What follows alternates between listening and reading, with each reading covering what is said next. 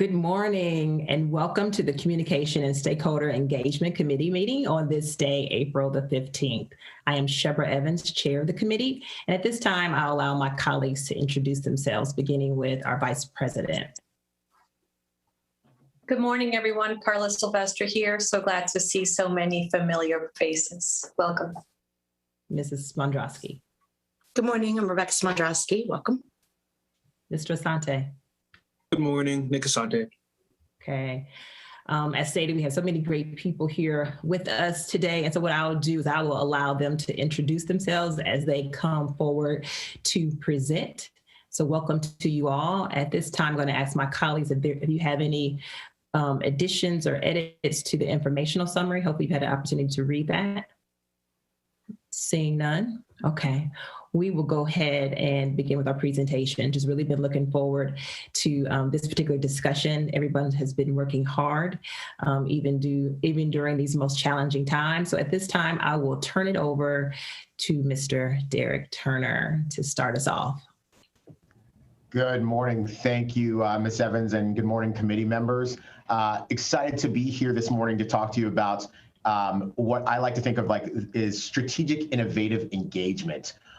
What we're going to talk about today are two things which are very different from one another, but have that overcrossing lens around strategy and innovation to move us forward as a school system. First, we're going to be talking about our community partnerships and how we're leveraging them to strengthen our relationship with our parents. As we all know, parents play such an important role in the outcomes of student education. And we're going to talk about 4 specific partnerships and engagements that are really helping us move the needle toward strengthening our relationship with our parents and for our parents to have a stronger relationship with their child's learning experience. Next, we're going to talk about virtual education and what it's going to look like for fall 2021.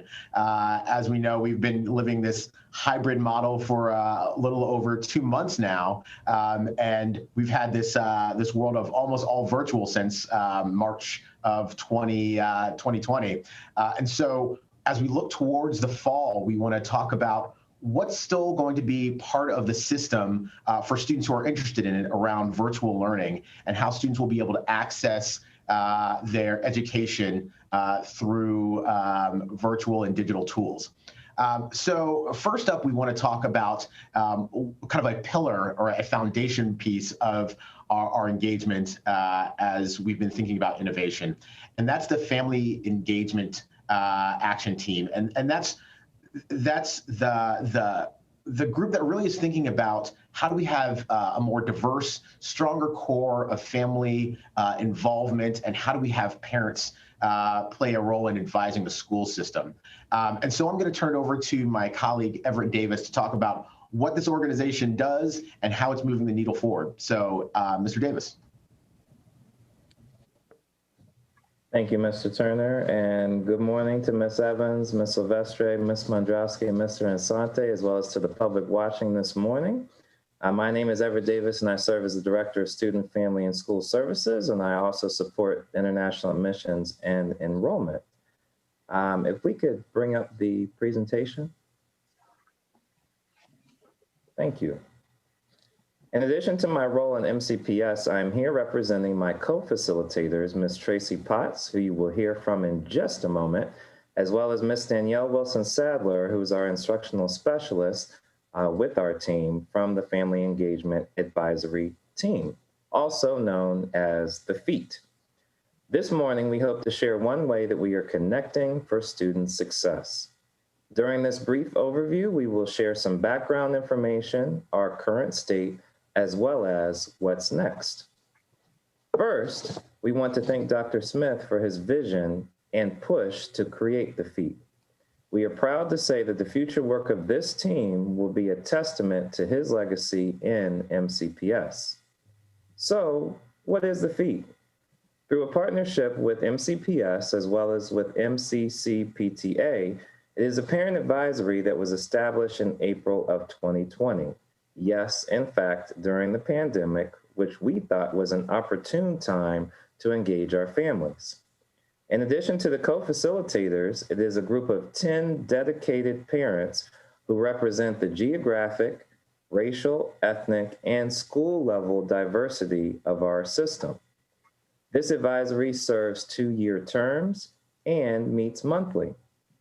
Team responsibilities include, but are not limited to, providing input and feedback to MCPS Central Office staff, including the senior leadership team, school staff, and work groups on programs, activities, services, resources, and materials, which includes communication to families and the Parent Academy. So we are soliciting feedback from families in the community, participating in efforts to promote a welcoming environment in all schools, assisting staff with professional learning to strengthen family advocacy skills, and developing a plan for collaborative learning opportunities, for school administrators and teachers to engage equitably with all students and families. And now I will turn it over to Ms. Potts to share a bit about the impact of FEAT. Thank you. And just by way of brief introduction, my name is Tracy Potts. I'm a longtime parent advocate here in Montgomery County Public Schools, particularly working with MCCPTA, the Montgomery County Council of PTAs, which is a partner with MCPS in putting together the Family Engagement Advisory Team. So thank you for allowing us to share a little bit of our work and our passion with you today. In terms of the impact, Everett shared with you the overview of who we are and what our charge is, what our mission is. What you're looking at here are some of the things that we have as a group had input in or feedback on over the course of the past year. And as he said, we started right in the middle of the pandemic. It was not planned that way, but instead of delaying, we thought that it was an opportune time to hear the voices of families from across our district.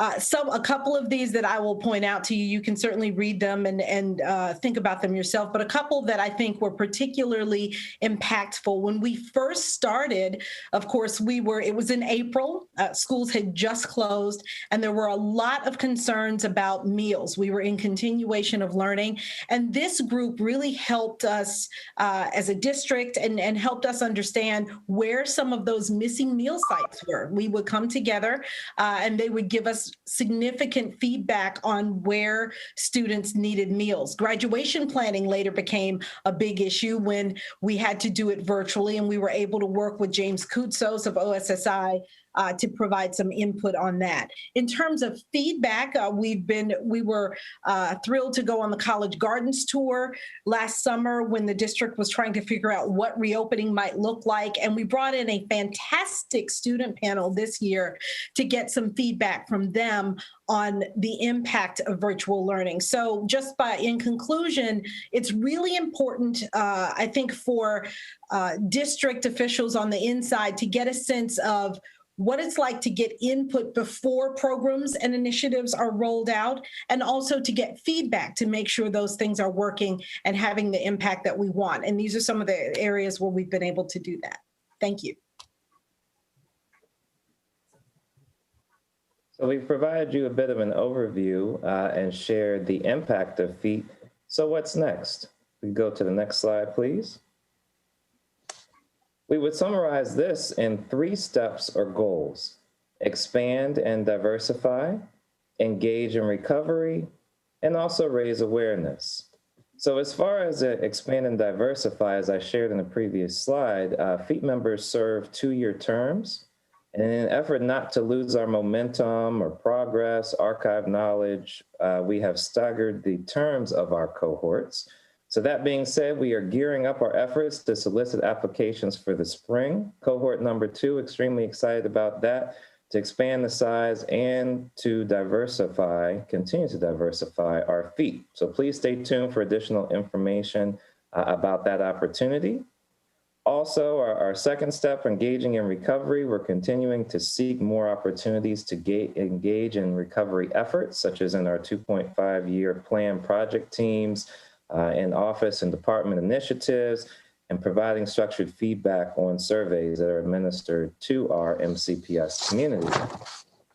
And then for our third step, raising awareness, We want to continue to raise the awareness of FEET to really get the word out within MCPS and into the broader community.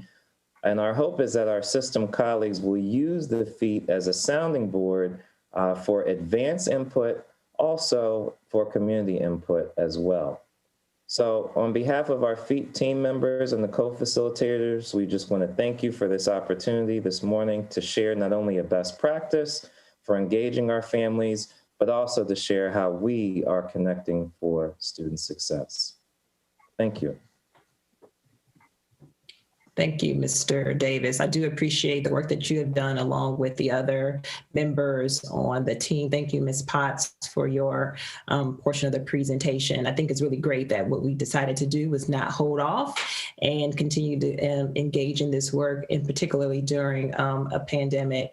And I do know that we were hearing from a variety of people, stakeholders, letting us know where the needs were not being met. So I'm glad that we were intentional and assembled a group to be able to work together to continue to be able to support our families. And, you know, we try to make certain that we do a great job, Ms. Potts, at letting the community members know about programs that are being rolled out, but what a better way than to have parents participate on this particular advisory group. So that way we can get the word out in advance. We always think that our reach is broad and far, but we can always do more. So do appreciate you acknowledging that. And if my colleagues have any comments or questions, I really want to be able to allow them to ask them right now. And just also want to say to my colleagues, we don't have to wait until the end of the presentation. If there's a point during the presentation that you have a remark or a comment that you want to make, just raise your hand and I'll call on you. So that way we can have a engaging, lively discussion instead of waiting until the end. So with that, I will start with Ms. Mondrosky. Is there anything that you wanted to say, anything that resonated with you? Yeah, no, thank you. I too am glad that this is something that we were able to get started and get going even during times of a pandemic. And I do think it's going to eventually be a very valuable way of connecting with our families and trying to reevaluate consistently what it is that our community needs. I'm glad also to know that there's a broad group of people helping with graduations and graduation ceremonies as they've been changing, certainly last year and now again this year with doing the outside graduations at home stadiums. So it's good that we're getting a wide variety of feedback on things like that as well. So thank you. Mr. Asante. Yeah, I think I'll echo what's been said. I was especially happy to see the student panel and the fact that you guys were still working to engage students even during the pandemic. And I was glad to see that you guys still took the leap on this during the pandemic. I'm sure it definitely helped a lot of people out. But thank you for the work on this. Ms. Silvestre. Thank you. I think it's always wonderful to involve parents in our decision-making process. They are living the experiences of the policies and regulations that we put in place. And so it's important that we hear their feedback about how it should be planned for and how it should be adjusted if it's not working. I have a bunch of other questions, but I'm going to hold them until we're done with the partnerships discussion. Thank you. Okay, sounds good. So at this time, if you all want to continue on, that's fine. All right. So next up, one of the barriers we've faced is around language with our families. We've done a great job, we think, in providing that kind of the baseline translation interpretation. We provide those, the interpretation in 7 languages, meeting the needs of a large portion of our community, and translation in multiple languages. And I think that's a good starting point, but that can't be the final step to closing the gap with our parents, to making sure they feel like they're part of the community, and we need to really meet them where they are.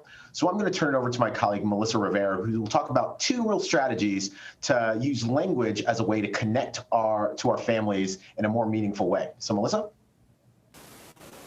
Thank you, Derek, and good morning, everybody. I'm Melissa Rivera, a communications specialist in the communications department. If we can have the PowerPoint.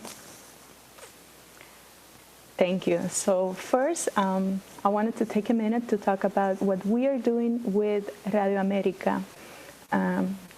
They are a long-standing radio station here in Montgomery County, and they're already partners with Montgomery College, the County Executive Office, and the County Council.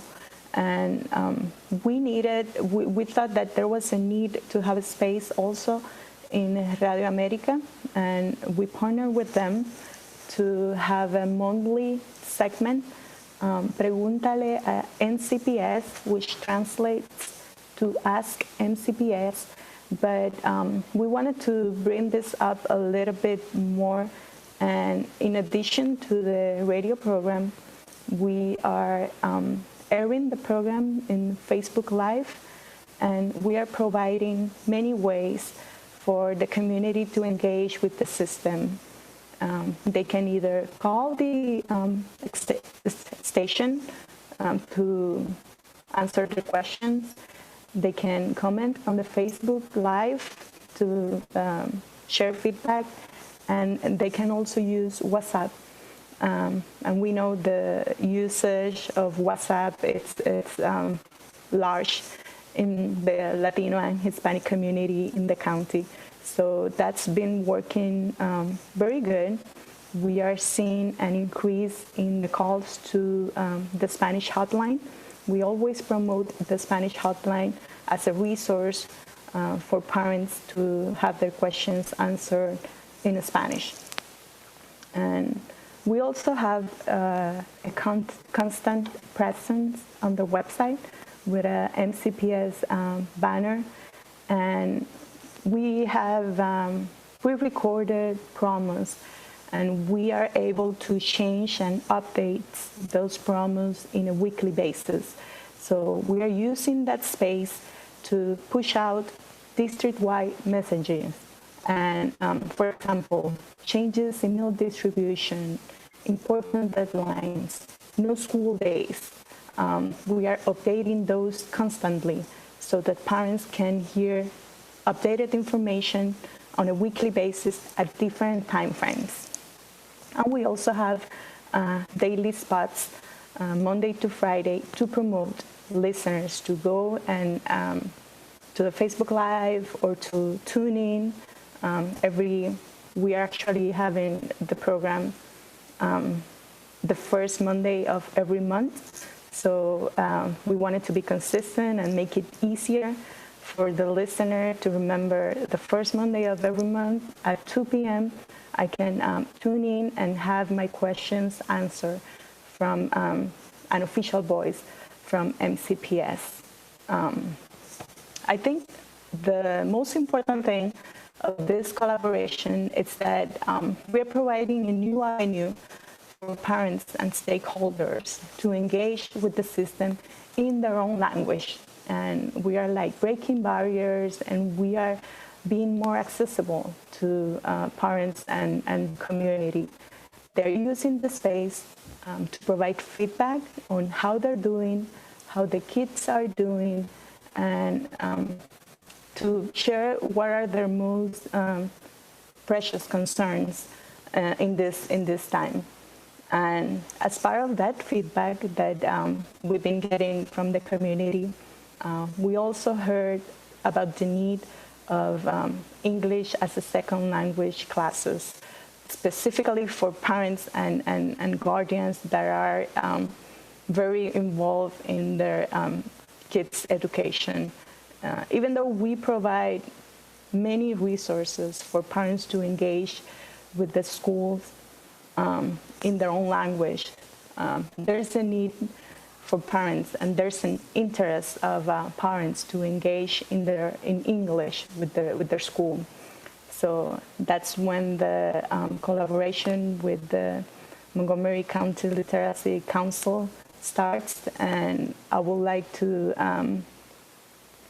give Martinez Cabrera, the Executive Director of the Literacy Council of Montgomery County, to talk a little bit of what we're doing to provide English classes to our MCPS parents. Okay.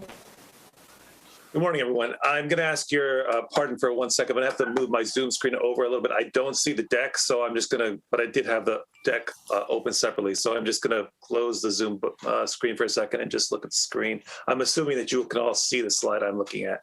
So let me start by just saying that the Literacy Council is not a council, and we don't really work at literacy. We do adult basic education, which means we work with adults 18 and up who are basic skills deficient. So, which for us means an 8th grade level of proficiency in language, numeracy, computer, digital literacy skills. We work in that space. So if you're an adult and you're in that world, because you're an immigrant and English is an issue, even if you are a doctor in your own country, or if you were you can barely hold a pencil and you don't read or write your own language, all of that is an adult ed. Obviously, we also work with disconnected youth. It's the same, right? Could be native speakers. If you're at that basic skills deficiency, that's what we work with. And I state that because it's so important that we keep in mind, right, that our folks, literacy is a word that we talk about when we talk about someone who cannot read a language, right? But a lot of the folks we get are very educated in their own countries. And we saw the same thing when we started working with MCPS parents. The issue then is, I think the stuff that Radio America is doing with Melissa is fantastic. It empowers a person to be able to express themselves now. But obviously, taking the long term, the long view, we want folks to also be able to express themselves in the language that can be understood here, if they want to support their children. Our theory of change obviously is, while MCPS is doing the amazing work with kids, our support is to come around and bring the parents up too, so that they can support their kids, but also so that they can move up themselves and create opportunities for themselves and for their families that then model that behavior for their children. So it kind of works in both ways, and it works in tandem. To start this pilot program, and I think we can call it a pilot at this point, although it's quite large, we started with the idea we had to kind of zero in on one specific community, because if we opened it up to thousands and thousands of parents at MCPS who might need ESL and digital literacy skills, maybe we would get too many. So I think Chris and his team and Melissa decided, why don't we start with the Latino population, and then maybe we can, in future years, we can expand it to help cover other language groups. All that to say, as you can see from the interest, right, we did only 2 open houses that were virtual, and they were right before the holidays, so that's probably not the best time to do it to really gauge interest, but even so, you're looking at these numbers, 3.4 thousand, 3.1 thousand when we did it. Our plan was to do another couple in January, but because we had such large interest, we kind of said, let's just see who we get. So 833 students applied, as you'll see, which means they did a survey. They told us what they wanted. And then out of that, we were able, who carried to the next level and actually got enrolled in programs. You'll see that if you add 308 and 469, I believe you get 777, I believe. So, but if someone can help me with my math if I have it wrong. But in any case, what you're seeing then is usually you have quite a marked drop off between interest, right, and actually going through the process of getting enrolled. We didn't see that.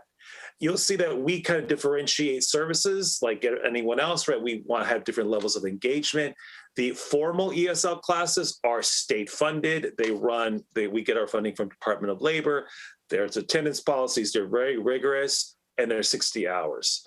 308 were able to get into those kind of programs. But then we have these more individualized, tutor-based programming that is also could be language conversation support, and it could also be, most of these students went through a digital literacy boot camp, because obviously we need our folks to be able to get online if they're going to be able to learn online.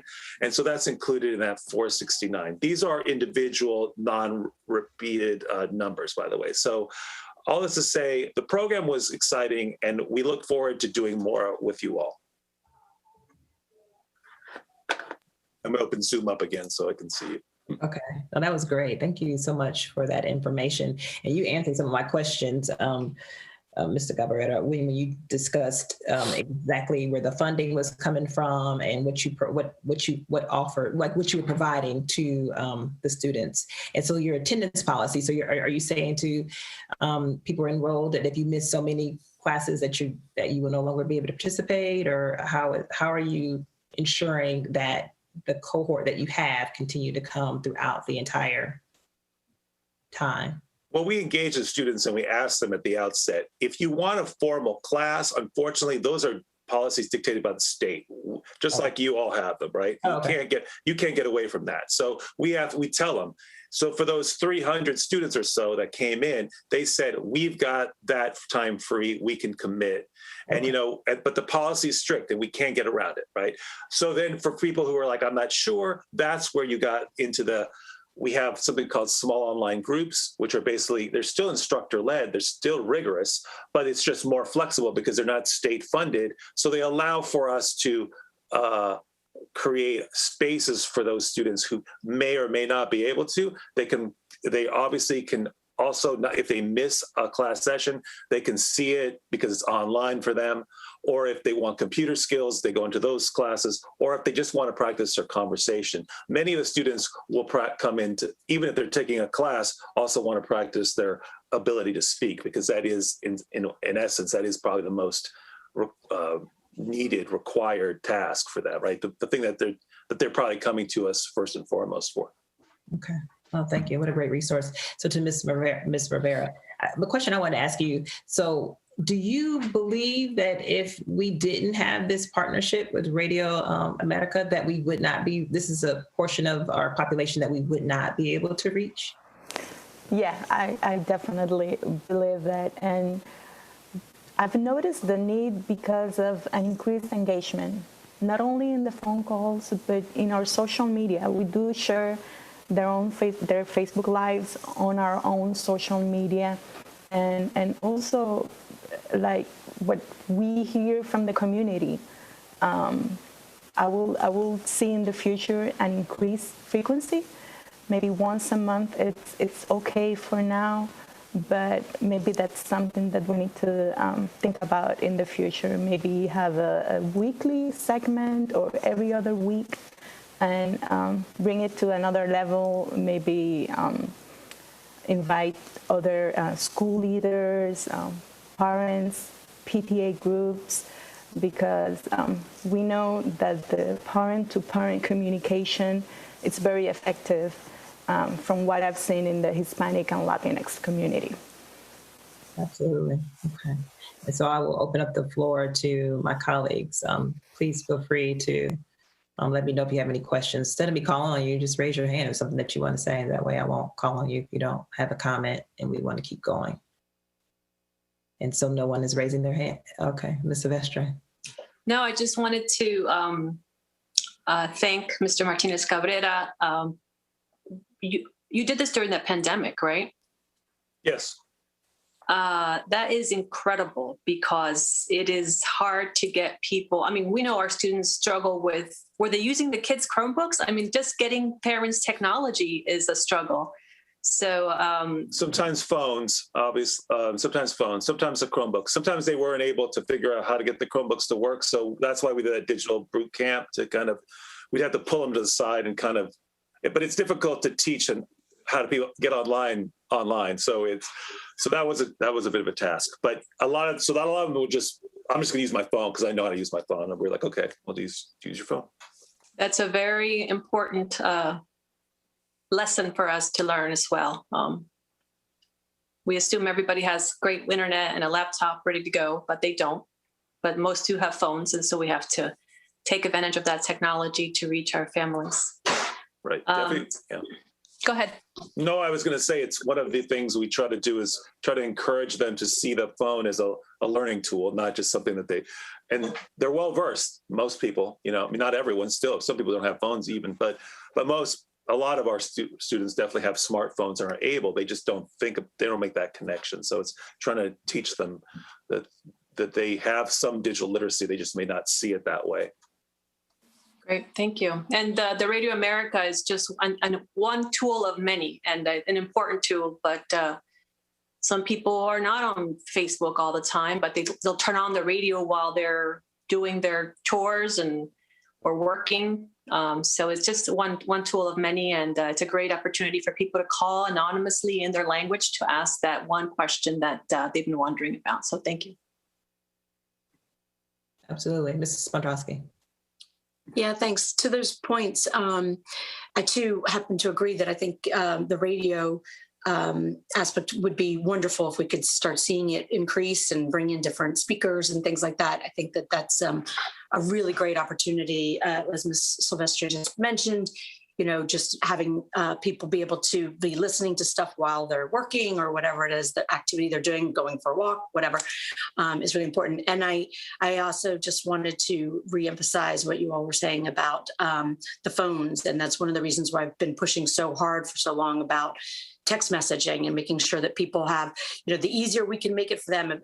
I've said many times when we've gone through walks through lower income communities and stuff and talked to housing folks for the county, they've all said that the best way that they've found to communicate with everyone is through text messaging, because even if they're at work, they can kind of take a quick glance, but not everybody's sitting at a computer during working times. So being able to put out those messages to share communications with links has been really, really helpful. I know, at least, even for me, to just have the opportunity to see, oh, MCPS just sent out a message. Let me click and see what it is and how it's going to affect me. And so I'm very grateful for the work on that. And I hope that we will really continue to put as much information out in little clips that people can have easy access to as possible. So thank you. Sure. Mr. Asante, did you have any questions or comments before we go back to Ms. Silvestre? I did have one quick question, kind of looking at the repository of resources we have for reaching the Latino community. Are we using that in any other ways to kind of boost any other types of information? I was thinking about how now we have the distribution of COVID vaccines and things like that. Are we aiding any other kind of groups that may want to use some of these resources that you guys have worked so hard to develop to push out information as well? So I can chime in there. Yes, when we can. There are some strict rules about what MCPS is allowed to use our list for. And so on things that we, working with the county government, we can do some of those things. There's some things that are just a little outside the scope within the law. But anything that's really important for our community, we try to leverage and try to share and try to promote across all of our platforms. Because at the end of the day, it helps our families, which helps our students, which helps us complete our mission. Sounds good. I also wanted to echo the point about the phones. I think utilizing that as a main mode of communication is definitely would be definitely a great tool for a lot of people. Ms. Silvestre. Yeah, I just wanted to go back to a point that Mr. Martinez Cabrera said, and maybe he can reiterate in terms of literacy levels of our Hispanic community, Latino community.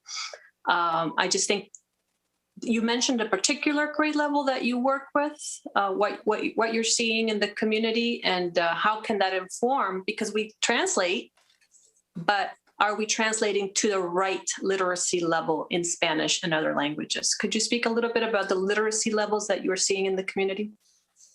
So it's hard, and like in every other metric one takes for a community, right? There's no monolith, and so it's difficult to say the Latino community is that, right? But so, and this is true across our populations, the Asian populations, the African populations as well that we work with.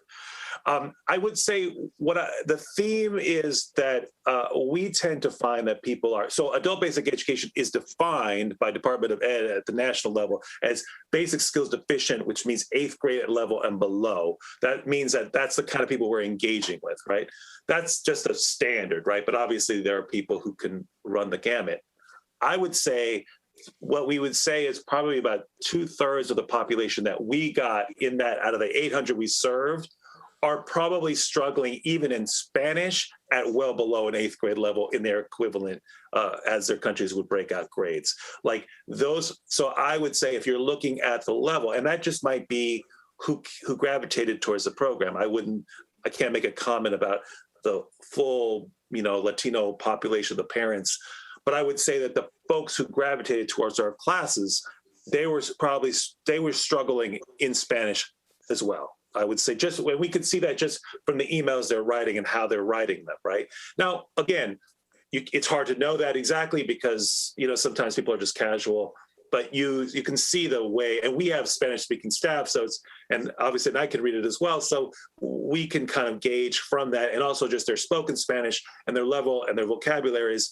We would probably say that you would probably want to say, at least, again, if you were just basing it on who we served, you would say that it was definitely well below an 8th grade equivalent in their native countries as well. Thank you.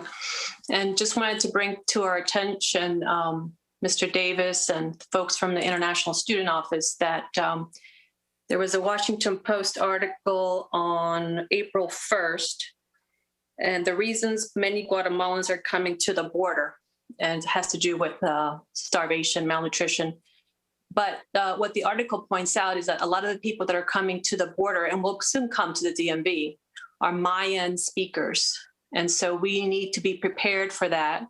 Mr. Turner helped me put together, look at our languages that our parents say they prefer, and we didn't have a single Maya language listed there. That can't be correct. Basically, the community doesn't know that they can state their Mayan language as a preferred language because Spanish is so dominant among Latin American countries. So we need to raise our awareness in terms of how we're asking the preferred language, be aware of which languages we're seeing coming through our schools, and be prepared to find interpreters. Prince George's County has more of a Mayan population, and so they're kind of further ahead in their ability to have language access for this community. Mr. Turner, I believe that you told me once upon a time that the funding for the Radio America project was diverted from the educational promoters program that you had thought of a couple of years ago before the pandemic. And so this is following the health promoters, the promotoras model, and training local moms and dads in our communities to spread the word at the bus stops, at the pickup locations, wherever they go, about the programs that MCPS is pushing out. Is there still a plan to build that program out as we continue to plan for in-person instruction in the future? You are transitioning right into the next section where we're going to talk about our partnership with Action in Montgomery. Okay, great. Thank you.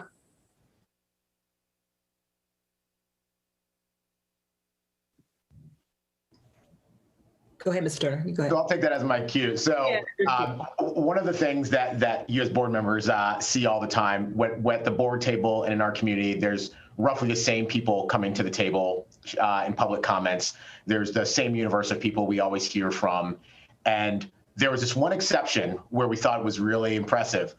We all looked in the audience in the boardroom and looked around, and we saw all the South Lake parents and the Burnt Mill parents. And we were like, this is amazing. We saw the families there advocating for themselves, speaking up for what they needed for their communities. And immediately I ran out in the hallway to find out how this happened. And I was told about Action in Montgomery. And I thought, how do we get more parents to be empowered to advocate and speak up for themselves and to organize and help others organize to get the strength in the community so that the parents are empowered to empower other parents and move us forward. And with that, I want to turn it over to Damon Harris, the principal of Wheaton Woods, who is piloting a program with Action in Montgomery to empower our parents to speak up and learn about the school system and advocate in front of us in a couple of months, I assume. Thanks, Mr. Turner, and good morning, everyone. Like Mr. Turner said, my name is Damon Harris. I'm principal of Wheaton Woods Elementary School in Rockville. And Wheaton Woods is like all the other schools in the school district. Our parents are very involved. They engage with me, they engage with their children, they engage with our teachers, they engage with our assistant principal, Liz Collins, pretty regularly. That engagement often takes the form of individual conversations in informal settings. So they catch us outside to talk about some things. They may hit us on our Remind app or some other social media or phone calls. But so we definitely hear the family's perspective, the community perspective at the school level. What became apparent to us over the last couple of years is that the voice of our families is missing at the broader community, district, and county level. That discourse, we don't often hear our folks' perspectives, our voices. And so we learned that we tried some things on our own, and we learned that we needed to transform some of those individual and informal advocacy efforts that our parents do to more of a collective voice that's present in formal settings as well. And we tried on our own for a year or two, and we realized that we needed help with that.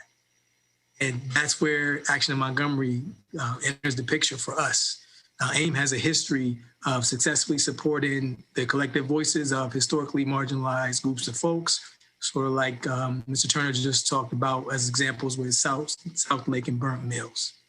And with that, I'll turn it over to my partner, Ms. Dutta Isaacman, who can talk a little bit more about the specifics of AIM, the philosophy, and how we've gotten started in our partnership. Thanks, Dr. Harris. Good morning, everyone. My name is Tanushree Isaacman. I'm a community organizer with Action in Montgomery. We're an affiliate of the Industrial Areas Foundation. We are a nonprofit organization that builds people power in Montgomery County. And we work on issues ranging from affordable housing to immigration. We are a network of faith institutions, tenants associations, civic associations across Montgomery County. And you mentioned Burnt Mills and South Lake, but we really got our start back in 2014 when we started organizing parents at Title I elementary schools, in part because we saw the potential of schools in neighborhoods, not just for the purpose of educating children, but for strengthening the entire community, and that a strong, organized community could impact a child's ability to thrive. So we started meeting with principals who shared that vision, a school that was a community school, a school that not just provided services, but could imagine itself as a vehicle to building power, training parents and organizing for the needs of the students and the community. At that time, the parents of schools where we worked organized for a high quality after school program called Excel Beyond the Bell, which was modeled after a federal 21st century grant program, but then was adapted to the needs of the county. And then the parents of these various schools, many of whom lived in apartment buildings, said, look, we want to organize for better living conditions. So we supported them in organizing their tenants associations. And then they came back from two particular schools, South Lake and Burnt Mills, and said, look, we need a better school building. And so we supported them in organizing for better school infrastructure. I think many of you might know this, but in the world of social science, there's a phenomenon called the streetlight effect, where you look for something under where the lamppost is, even though you know what you're looking for is lost somewhere else. But because the light under the lamppost is there, it's the easiest place to look. And so I think of organizing as expanding that illumination so that we're not going to the same group of parents who always show up at those meetings, And the reason why we're able to reach parents who haven't traditionally participated in PTAs or Board of Ed meetings is because we spend a great deal of time in one-on-one meetings and in listening sessions, focusing our campaigns around the interests and the needs of those parents. And then using those listening sessions and one-on-one meetings to also identify those potential parent leaders. I'm not talking about, when I talk about parent leaders, I'm talking about those parents who are connected to 20 other parents, and those 20 other parents go to that one parent leader when they have a question. So this past month, we started working at Wheaton Woods Elementary School with Dr. Harris. We conducted a listening session there during a parent coffee. At that parent coffee, I also invited some of the parent leaders from Southlake to share their experience organizing. The parent-to-parent exchange is crucial. And then, to talk about their experience organizing tenants associations, a crosswalk for their school, just to kind of open up the conversation and to get parents thinking more broadly with more imagination about what could be possible. We also had a couple of parents from Harmony Hills Elementary School who came and attended. They were curious to see if this was something they could replicate at their school. The meeting was conducted in English, translated to Spanish and Amharic, but then we used the breakout sessions to have a real two-way conversation. And parents joined using phones and their kids' Chromebooks. So this is just the very beginning of our engagement with parents at Wheaton Woods Elementary School. And in that first engagement, parents shared their mixed and complex opinions about sending their kids back to school in person during COVID. They expressed concern about learning loss and lack of socialization. And they also expressed a great deal of sympathy for teachers and staff. It was really interesting and a really honest and candid conversation. So following up on those listening sessions, we're going to be setting up one-on-one meetings with those parents and then asking them to introduce us to parents who they know, who may be willing to share, what they care about, what they're concerned about, what's keeping them up at night. So I've been inviting potential leaders to also small group learning cohorts that will, over the course of several weeks, learn about the praxis of organizing. They're going to try it. They're going to reflect on it together. They're going to build a team together. Much of the cohort will engage in experiential learning based on kind of what emerges from those conversations, those listening sessions. But it's also, building these smaller teams, smaller cohorts will help them foster relationships, closer relationships with each other, and work towards collective action and a collective voice. So for example, this afternoon and next week, some of these parents are going to be meeting with county council members as part of our larger AIM team. We're planning, I think, Mr. Turner, you alluded to this, we're going to be observing some of the Board of Ed meetings that are coming up. And then afterwards, we're going to, discuss the structure, the content of the meetings, do an evaluation. But really, the experiential learning will really depend on what comes out of the listening sessions. Just to close up my remarks before taking questions, I think that the ability to work with parents on issues that impact not just the immediacy of the school, but that impact the larger community is a unique characteristic of AIM. Our experience shows that if we can organize around the interests of the parents, even if the interest revolves around getting a sidewalk, they're more likely to succeed and they're more likely to have that experience and use that experience towards engagement in school. So I'm very excited to be working with Dr. Harris, who, as you can tell, really welcomes parents and a staff at Wheaton Woods who really see themselves as a united community. And then I think just going back to that streetlight effect, I think for us, success would look like a larger pool of illumination on that street, meaning more parents from Black and Brown communities who are organizing and organized. Thank you. And Mr. Turner or Ms. Evans, if I could add just one more piece of information about like how this seemingly small instances of engagement sort of shift the orientation of some of our folks to recognize that their voices are not only just welcome in these types of conversations, but that they're necessary in these conversations. And one of our parents who early on caught the bug with Tanushree or Ms. Isaacman and her team, talking with county council executive, presenting in front of large groups. She was Miss Idis Antazana. She was recently recognized by the Maryland ELL Family Involvement Network with one of their yearly awards for being a parent who was involved and who was committed to making our schools a better space for all families, but particularly families for English learners. And that's in part a tribute to our work with AIM in the past. Thank you, Dr. Harris and Ms. Isaacman. I'm just so glad that we're having this discussion and that we were able to bring you forward, because just to piggyback off of Dr. Harris, I think it's important for our families to know that our administrators, the people in the building, they want our parents to be empowered. And I appreciate the intentionality behind what Dr. Harris said that he did for his, parents in the building, that he talked about, how they were doing it on the individual level, but he really wanted to have the collective voice brought together. And Ms. Isaacman is not a stranger. She is not afraid to reach out to board members. So I've received several emails from her on various occasions, as well as been able to meet with AIM to talk to them. And so we were so impressed and so pleased with the partnership that Southlake and Burnt Mills had in coming together for their school communities.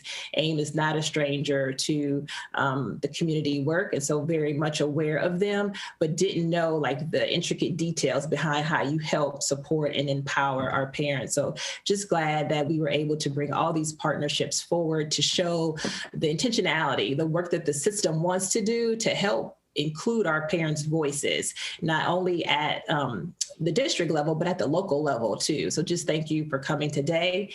And once again, I want to open up the floor to my colleagues to ask any questions or just to give comments here to our presenters. And I will begin with Mr. Asante. I'll thank you for the work that you're doing on this. I think one thing that we consistently see at a lot of different events is the same types of parents or same groups of people coming in to speak. So I'm glad that, we've gone this extra step to kind of engage those parents and those communities that we don't often get to hear from. So just thank you for the work on this. I don't have any specific questions. It was just great hearing everything that you guys are doing.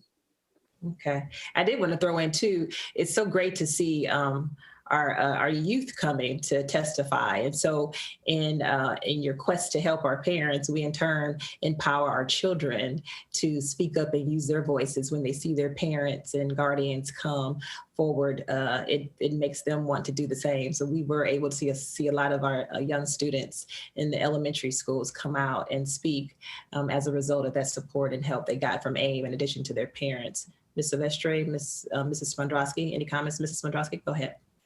Yeah, thank you. I too want to add my thanks, not just to the presentation, but to the work that you're doing. It is critical, and we really have seen a huge impact from just that one. There's few efforts already in terms of participation and their being active in what's important to them as a community. I hope that as we continue to grow these efforts, we can work very closely with our ESOL teachers and our ESOL counselors and stuff at each one of our schools to really help get the message to everybody that, hey, this is something that we're doing. This is something you can participate in. And I too want to say that we frequently talk over the years about ways of including our students and the outreach to our students.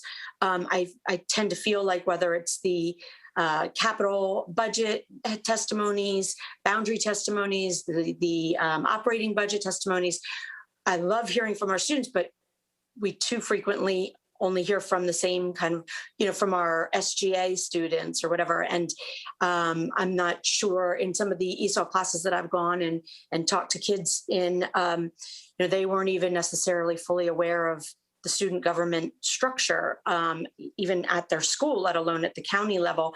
So just taking opportunities to make sure that we're engaging people who, not that they don't want to be engaged, but because they aren't fully aware or truly understand, or they're new to the school, whatever the situation might be, has the opportunity to know what's available to them, I think makes a huge difference, both for their engagement and their feeling of connection to the school, as well as for us to learn what their needs are and hear their voices. So thank you so much for the work that we do, and anything we can do to help support that.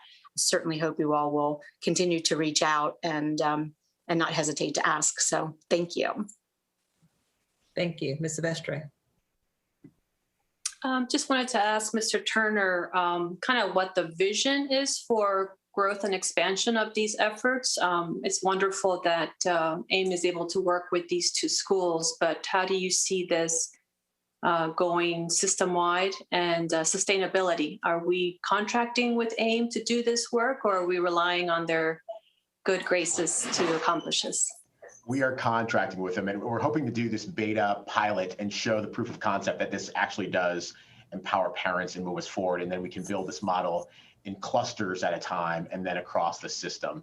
But we want to make sure that people see how effective it is in our first investment. And we think the combination of AIM and Wheaton Woods is going to bear out the fruit to expand. Great, thank you. I also appreciated Ms. Isaacman's statements about what's important to parents.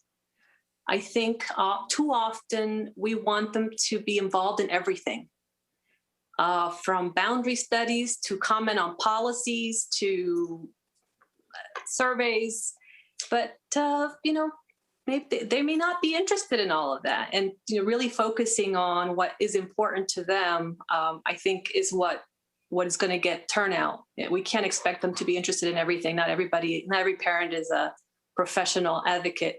So I thought that was very meaningful and important for us to recognize. I did have, if this is the end of the partnership conversation, I did have a question about what you're hearing from teachers in terms of being able to communicate with their families in another language. I know that we do all this stuff in multiple languages, but in my opinion, what matters most to parents is, am I understanding what the teacher is sending home? How can I support my kid? And if I cannot have that conversation with my children's teacher, that's a huge gap. And I know technology has helped, but I'm just curious to hear from Mr. Turner, Mr. Davis, and our community partners. What are you hearing about how that has improved or not improved, so that we can focus more of our efforts towards that? So there have been upsides and downsides of the pandemic in terms of engagement. What we're seeing is more engagement because people can work their schedules around a digital time to check in. So PTA meetings are becoming more successful in terms of attendance with that piece. What we're trying to actually close the gap on is translations in those meetings. So right now, this meeting is being live interpreted into Spanish. But we need more of that at the core of all those conversations, so that all of these engagements can be in multiple languages at one time, so there's not that feeling of isolation. The other piece, we have the technology tools. Our parent view system allows messages to go from English to Spanish translation through the system. But again, the step there is that we have to get everyone into parent view, and that's been our struggle on top of that. So while the technology is there, we don't have everyone engaged through that technology. The same thing with Language Line. I know that many of our schools all have Language Line and can access it. Getting our teachers trained and prepared to use that to engage with parents when they make those calls is one of those resources we have to just strengthen our teaching staff and our schools with, so that there isn't the constant barrier. It's still going to be a challenge, but we have more resources to be able to engage that way. And I would just add, not so much from a teacher perspective, but from the team that I support with parent community coordinators, and also with the ESOL transition counselors, the PCCs and ETCs. I think it goes back to a question that you asked earlier, Ms. Sylvester, and Mr. Cabrera was speaking about the levels of literacy. If we put out certain content even in English, and we think about that, he talked about the 8th grade level, just thinking about what level of literacy that we are putting out, the information, regardless of the language, but also the type of literacy. Going back to what Mr. Turner just shared, we're talking about technological or literacy in technology, which continues to be an area of progress for us. So how do we get our families engaged? I know in hearing from my team over and over again, engaged in Parent View, for example, because that is such a wealth of information. We're talking about meeting our families where they are, which the door can open by them being a part of that portal. but getting them there continues to be a challenge for us.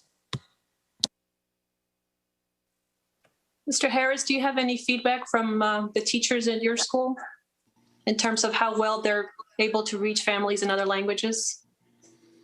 Yes, so it remains our largest challenge. Is most of our staff are English speaking, and most of our families are either Spanish or Amharic, were their first languages. We use some of the tools that the two gentlemen, Mr. Davis and Mr. Turner, referenced earlier, like the language line. But we also use the one-to-one social media apps like Remind, Class Dojo, or even texting through Google Voice that our teachers do, so that the parents and the teachers are able to use their own translation to have the communication back and forth in writing and in real time. Often, there's still a challenge with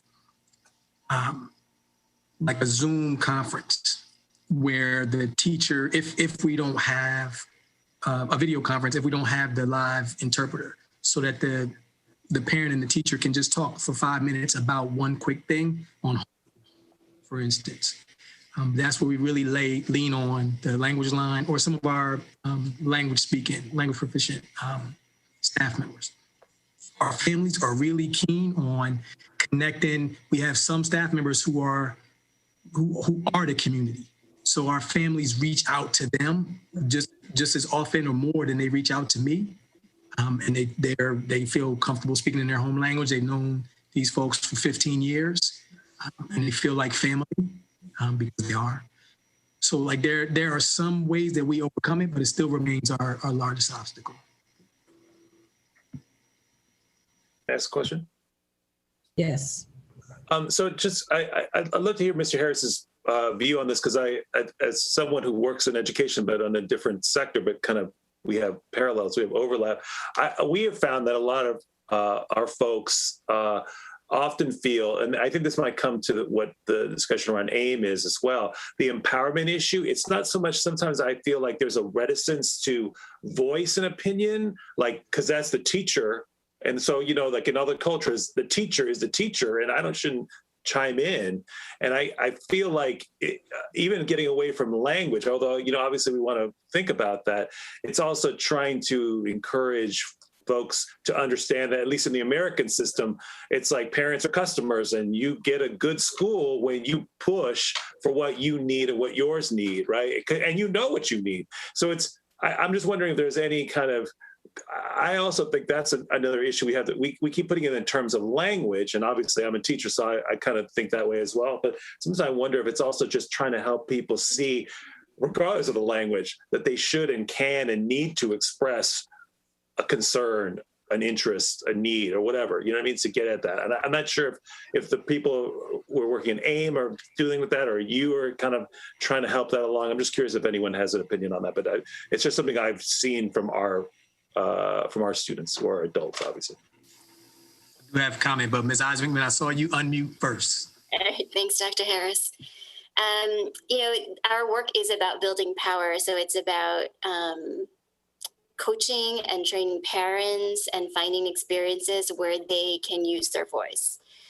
But I also want to say that working with Dr. Harris and Wheaton Woods, the meetings that we have with parents will take sometimes twice as long, because everything is being translated from English to Spanish and to Amharic. So I think language is still challenging, and meetings will take longer. And I think there are potentially some tech solutions that might be low-hanging fruit, where we could, have simultaneous interpretation that might be available to schools, so that we can also have some of this back and forth as well.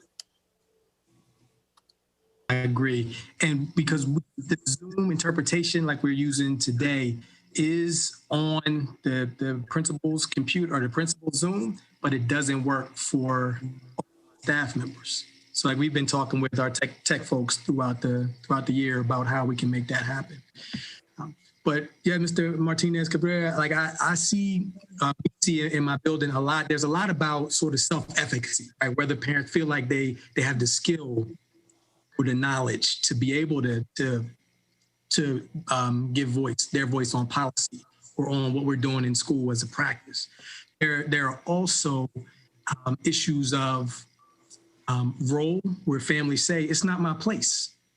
It's not my place to tell a teacher or a school district how to do this. And a lot of our work with AIM and in general in our school is for us to tell our families, it absolutely is your work. You know, it absolutely is your place. You are your child first and longest running and therefore the strongest teacher that they'll ever have. So you absolutely have, it's necessary that you push on us. And we spend a lot of time, and I talked to my families about this as I took over the principalship a few years ago. I talk a lot, families talk a lot to me about how their children are being treated and how they feel loved. And we absolutely love our children. They're our family too. I need you pushing on us about this instruction as well. I need you pushing on us about the hiring that I do. I need you pushing on us for all of these things that influence your child's outcomes. And we've been trying through voice and through writing through our way, but I think our partnership with AIM is really what is where it's really gonna expand this voice. If I can just Yeah, I saw you unmuted. So okay, Yep. thank you.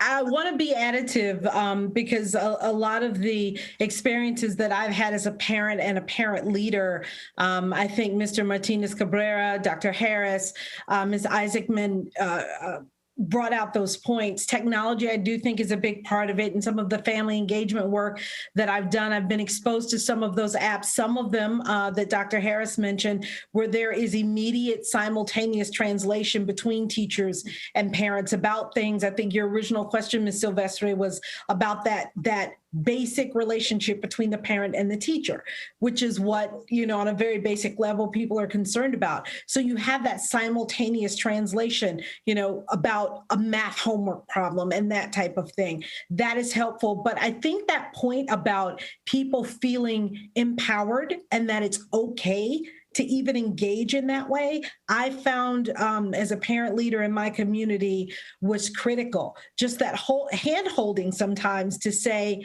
it's not a bad thing if the teacher contacts you or calls home, and it is okay for you to respond. It sounds very basic, but that's a very American concept. And we know that we have a very diverse community. And so I think that on a larger level, if MCPS could somehow model the technology that, for example, maybe working in one school and another teacher has no idea that it exists, I think those types of pilot programs and modeling it would be helpful. I think that groups like AIM, who do a fantastic job of pulling together parent leaders in the community, PTAs do a lot of that work as well. If we could sort of work together with other communities that don't have that level of engagement, because I know one-on-one as a parent leader in my own children's school, many times this was my role to let people know that it was okay to engage in that way. And I think if we could maybe think of that on a larger level. And then the final thought is, I mentioned this the other day to someone, one of the most impactful things I ever did as a parent leader was being invited with teachers to go on a home visit to a child's home. If somehow we could look into the ability, there are lots of barriers there, obviously cost, time. This is not something that we want teachers to do for free all the time on their Saturdays, but it is so impactful for educators to learn about that home environment in terms of trying to help children. If we could somehow find a way, I think, to make that happen in really meaningful ways, it would really boost the type of family engagement that we're trying to see. Thank you. Thank you. So I see Mrs. Mondrosky, and then we'll go to Ms. Silvestre. Yeah, thank you. I don't want to be repetitive. I'm going to try and keep you additive, but some of the things that I was going to say were in reference to the culture of our schools as well, and making sure that people not only know that it is okay to be empowered, because as Ms. Potts, I think it was mentioned, that's a very American way of considering education and your kids' education. And it's not that way for everybody, but also feeling safe. And I think that we have a lot of families who get concerned about speaking up or drawing attention to themselves because they don't necessarily feel safe in doing that, and don't want to draw attention to themselves. So just recognizing that and appreciating that. Mr. Harris, I really want to thank you so much for the work that you're doing too. One of the things that you mentioned that I had kind of written down in my notes too is taking advantage of casual opportunities to talk to parents and stuff. I volunteer at some of the schools handing out lunches, and I very frequently see people who come up during that lunch handout service time just to ask people questions. They don't even want a lunch. They're just like, we saw people were outside, so can we ask you, and then we try and get a hold of someone inside the building to say, can you come out and chat with these people? But I think that just looking for every opportunity, as you mentioned, you've been doing, it really does make a difference in how people perceive the openness of their school and their ability to be engaged with them. And not to harp on this issue, but so I didn't know that this was also live streaming in Spanish. I'm not sure, Mr. Turner, when you want to go back, if someone wants to go in tomorrow and watch this replaying of this meeting, if they'll be able to do that in Spanish as well. But here's where, again, I just feel like this would have been something texting out yesterday to the community in both English and Spanish that this meeting was going to be held today, and then maybe texting out the link so that people know that they could go on. People having the opportunity to watch a committee meeting like this can be very, very helpful to them and give them information that they wouldn't even know to think about asking about or having a conversation over.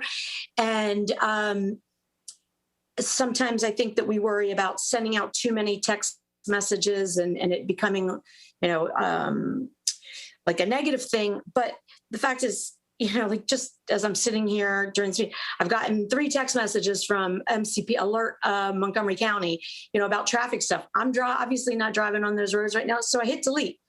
It's better to get the message and delete it than to not know at all. And most people, realistically, do not follow our websites on a fairly regular basis. So they don't go looking for, I wonder if there's a communications committee at all. And if there are, when are their meetings?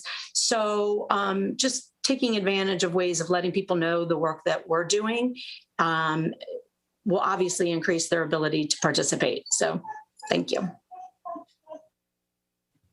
Okay. So I don't know if all board members are signed up for text messages, but I get them on a very, very regular basis about what's going on. I'll just throw that out there. And then I've seen a lot of information be translated into Spanish, everything that's being tweeted and put on Facebook. And Ms. Silvestri has a question, but I did want to comment and thank Ms. Silvestri, because she says she has really loaned herself out to the community to let them know about the Board of Education, but also speaking at various Facebook Live events with Ms. Rivera to our Spanish speaking community to kind of let them know what's going on and to hear their voices. So I just wanted to say thank you to her for doing that. I know it's probably stepped up another level during COVID-19 that you have been doing that. So I know we don't comment about that a lot, but I do see all that you're doing and appreciate what you have been doing on behalf of the board. At this time, I'll go ahead and let you make your comment or ask your question. Thank you, Ms. Evans. I appreciate that. I wanted to say to Mr. Turner that I think it's worth talking to the Language Line company to see if they have shifted to Zoom to address Dr. Harris's comment about giving that capacity to teachers to be able to have at least consecutive translation for that 5-minute conversation with families. I know the company that I use for my job has shifted to using Zoom for those what would have been telephone conversations in the past. And finally, I really would like for us to think about how we do more in Amharic. It's probably the fastest growing community in Montgomery County. They are hungry for information. And I'm hearing, well, obviously, as a newer group, we don't have as much capacity in our schools in order to do that organic translation interpretation. But if there's ways that we can push ourselves to do better with that, I would greatly appreciate it. Thank you, Ms. Silvestri. I'd also taken note about the comments of Dr. Harris not being able to, the teachers not being able to do that work on Zoom. So that was something I was going to get back to as well. So I appreciate you bringing that up. And so thank you, Mr. Asante. I just want to make sure you don't have any questions before we move on, and thank all of our presenters for coming and joining us today and having a great lively discussion, and just thanking you for all the work and our partnerships. And let's continue to do more for our families and to do better. Yeah. So Dr. Smith is really great at saying you don't have to be sick to get better, to do better. And we're doing great things, and we can continue to do even more. So just really great to hear about the partnerships that we have going on. At this time, I will turn it back over to Mr. Turner to go to our next portion of the committee meeting around virtual academies. So thank you so much, Ms. Evans. And we're really excited to bring this draft concept to you around the virtual academy. As we know, many of our students have selected to return in person, but roughly 60% have decided to remain in virtual. As we head toward the fall, we know there's going to be more vaccines, more people vaccinated, and people feel more comfortable. But we know there's a part of the community who may not want to return for health reasons, or just may be thriving in this virtual learning environment, able to focus more and are performing better. So we are proposing a virtual program for next year where students can continue to learn in this virtual model. And I'll turn it over to the team of Kara Trenkamp, Brian Bobian, Matt McGoldrick, and Alan Goodwin to talk about what this program might look like as we approach fall 2021. Thank you, Derek. Do you want me to go ahead and share our slides? Oh, there we go. Okay, excellent. Right on cue.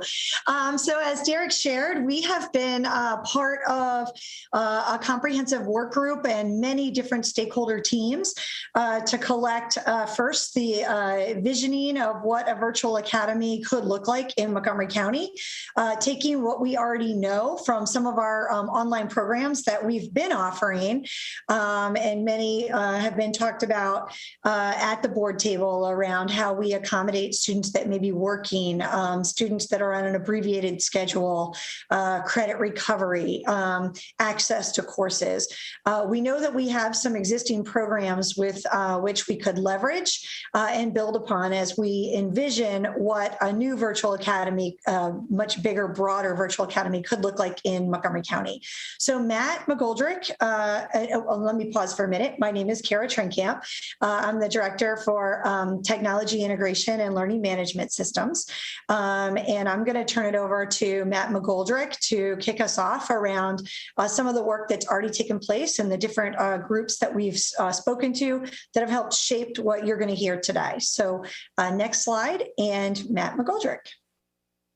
So good morning, everyone. My name is, as Kara mentioned, my name is Matt McGoldrick. I'm the supervisor for the Systems Engineering and Integrations team within the MCPS Technology Office. And I'm here with Kara, Brian, and Alan as just representatives from our larger Virtual Academy Planning Work Group. And so one of the things that we wanted to share first and foremost are, what were some of the sort of the guiding principles or parameters around what the Virtual Academy needed to accommodate and consider. First and foremost, we wanted to make sure that this was going to be an opportunity available for all students. So you'll notice in the proposal that we're targeting grades pre-K to 12, and that will look and feel different based on the different levels. Additionally, we know and heard from many of the constituents around a flexible schedule. What does that look like for opportunities within and beyond the school day, on the weekends, and especially taking into consideration that many of our students also have other responsibilities such as work or things outside the home.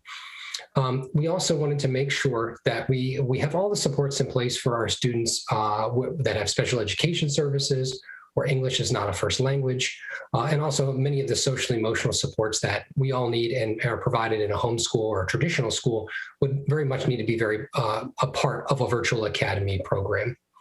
And finally, we know and understand that there is an interest in being able to implement some level of this in the first year of this in the 2021 school year.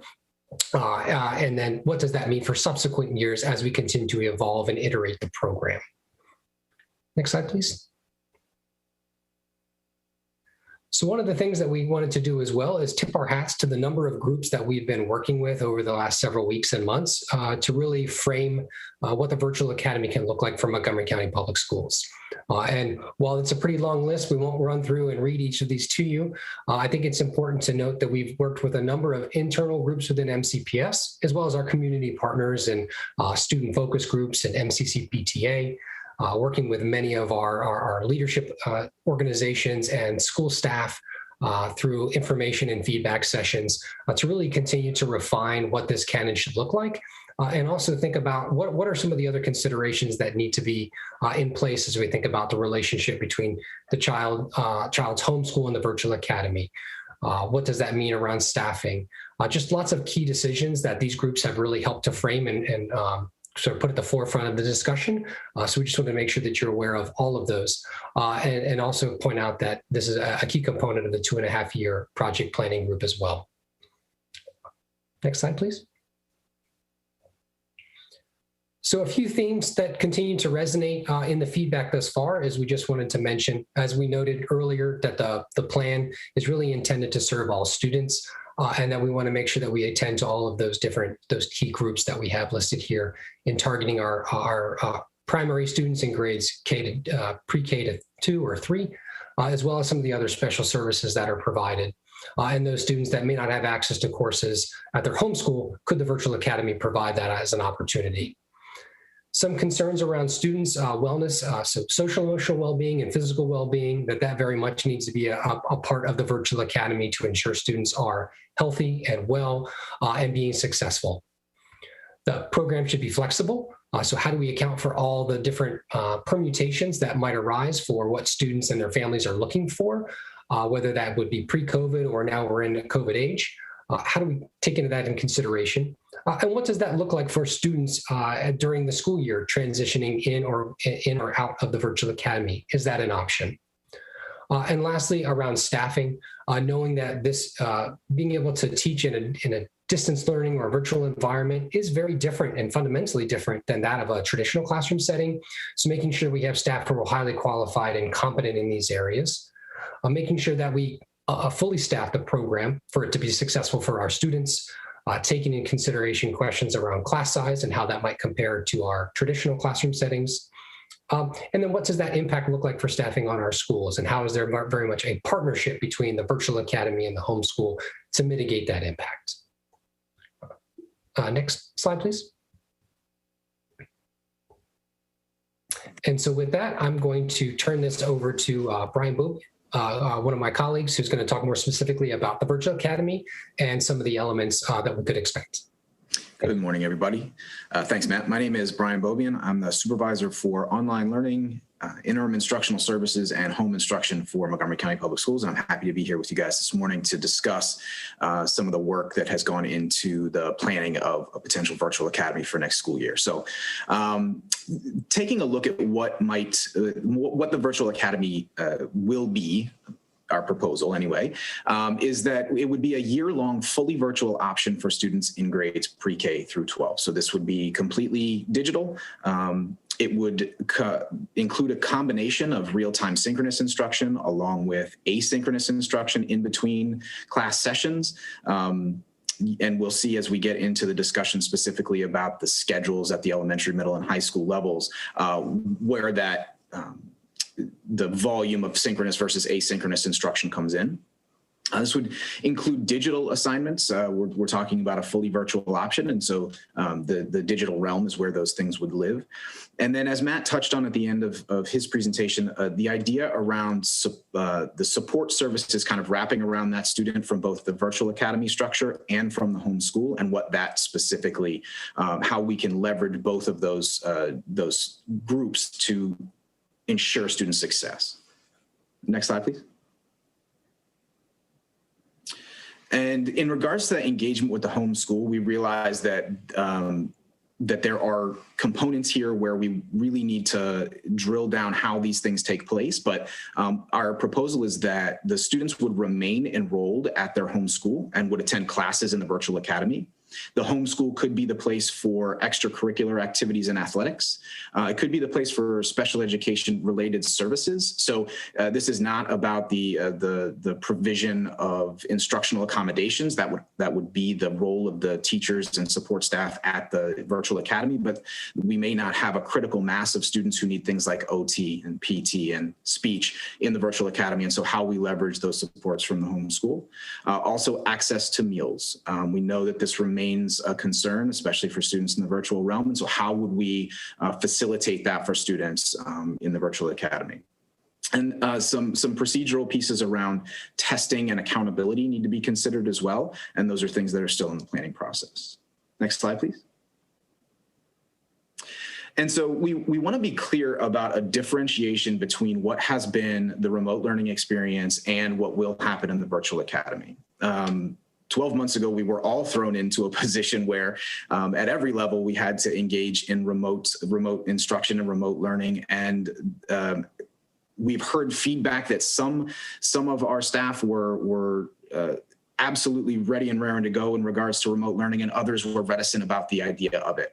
And we want to make sure that when we staff the virtual academy, that we ensure that the folks who are working in that virtual academy are in the place where they are comfortable and confident in that virtual space and can leverage the technology to provide the best instructional opportunities possible for our students. We don't want to force folks into this experience if it's not something that they want when we start the virtual academy. In regards to curriculum, while we know that the curriculum has to remain with fidelity to the MCPS standards, we may be able to leverage some external curriculum that is built for the virtual space versus trying to utilize curriculum that was written not for a virtual space in a virtual way. And that will hopefully increase student engagement based on the way that the curriculum is written and the asynchronous activities that have been created specifically for virtual learning. And again, the schedule might look a little bit different than it does this year in terms of leveraging that asynchronous curriculum to provide learning activities for students. When I kick it over to Kara, she'll talk about the specific schedule around what that looks like at every level. And you'll see that we've scaffolded the amount of synchronous instruction as we move up in terms of grade. In regards to technology, we heard feedback from some of our student stakeholders around the fact that teachers were really interested in providing as great an opportunity as possible for students to learn in this virtual space, but in so doing, utilized multiple and varied technological resources, sometimes within the same course section, that made it difficult for students to follow along. And so our hope is that we would narrow the focus of the technology used in the virtual academy to provide a cohesive experience for students both within and amongst courses in the virtual academy, so that there was very clear understanding and a very clear through way to learning. Lastly, this is going to be a choice for families and students to make. And so we want to make sure that we have structures in place to provide the best counseling to students around what they will see and families around what they will see in a virtual academy, and identify what the best learning experience will be for them in the coming years, with the acknowledgement that we know there are students who are going to need to engage in this for many and varied reasons. And so that if students who have not experienced success remotely over the course of this year have a need to access remote instruction in the future, that we build appropriate supports within the virtual academy to ensure that they find success. We do not want to leave students behind here, and we realize that there are multiple and varied reasons why students may want to access instruction through the virtual academy. So I will pass it on to Kara to talk a little bit more about the schedule specifically. Next slide, please. Okay. So this slide really just looks at a global view of the different proposals that we've been working with and getting feedback on around elementary, middle, and high. And so the virtual academy will follow the traditional calendar. So it will open in late August when most of our schools open. We have the innovative school calendar, elementary schools. So if there are students in those schools that wish to attend, they would start in the August timeframe because they'll be attending the virtual academy, which will start in late August. And then we plan on mirroring the timeframe in terms of the marking periods, the semesters, so that kids would stay in sync with the school calendar. We want to stress that staff in the virtual academy will partner with the homeschool staff. So we are proposing that counselors are a part of the virtual academy for the social emotional pieces, but also for academic planning. So we know that our kids in middle school and high school really have their eye on that 4-year plan, ensuring that they have the required credits, that they are staying on track, what happens when they're not on track, and just overall college and career counseling for what happens beyond the high school program. So not only will there be staff in the virtual academy that could help work with students and families on these pieces, but also partnering with the homeschool who in many cases has already been working with these children. We know, we recognize we have new kids coming in, but we also have a lot of kids that have been with us. And so that relationship has been established, and we want to continue to work with the homeschool, with the comprehensive schools to ensure a smooth partnership there. Elementary, middle, and high, you'll see below that the proposal is to mirror a school day. So the students at the elementary level would be engaged in the virtual academy all day long. So we have, their day, and we'll get to that in a future slide here, but their day would be fully synchronous. Of course, they would have breaks in between, but they would be with a teacher all day, and they would go through their different academic courses. So that's our proposal for elementary. It would also be a full-time option. So we heard a lot of feedback about the elementary program. We actually had an opportunity to meet with the other districts in Maryland around how they're thinking about their virtual program. And many districts have that same struggle where many folks, feel that our littlest learners really for developmental reasons, for social emotional reasons, the physical in-person brick and mortar school is really a good fit for most of our littlest learners. That's where we'd like to see them engage. However, the reality is we will have elementary learners that will need that virtual space. And so how do they make meaningful connections with their teachers? So that's the proposal, is a full-time option at the elementary level for students who do require that virtual space. And it's fully synchronous. At the middle school level, also a full-time option. So you opt into the full-time day schedule for middle school or not. Again, it would be a fully synchronous experience. And we'll share that schedule in a minute. And so they would be engaged with their teachers during the full academic day. So their first class starts in the morning, first thing, and they go through a full day with their teachers. Now, they will be engaged in some asynchronous work, right? So once they're in with their teacher, as we've seen this year, where they're in their social studies class, the social studies teacher may start with a 10 or 15 minute direct instruction or mini lesson, and then she may differentiate. She may have a group of kids that she's working with while other kids are working independently, or other kids are working in small groups in breakout rooms. And then they pull back together to continue to talk about that day's learning outcomes. So we fully see that it's not all lockstep, but it will be a synchronous program. That's different at the high school. At the high school, the feedback that we heard is that they would like some flexibility, that as we get into high school, we know that there are a number of reasons why high school students might choose to take one or more virtual classes, take their classes in an online format. And in many cases, they may not need that full synchronous experience, particularly if we look at curriculum that's built for online learning, where it's a packaged curriculum that has the videos, the tutorials, the practice, the interactive simulations, the quizzes, the checks for understanding, so that they do have a teacher of record. They will meet synchronously, but maybe not as often, and maybe not every day. That there's a lot of asynchronous work that they would be required to do beyond their class meeting time.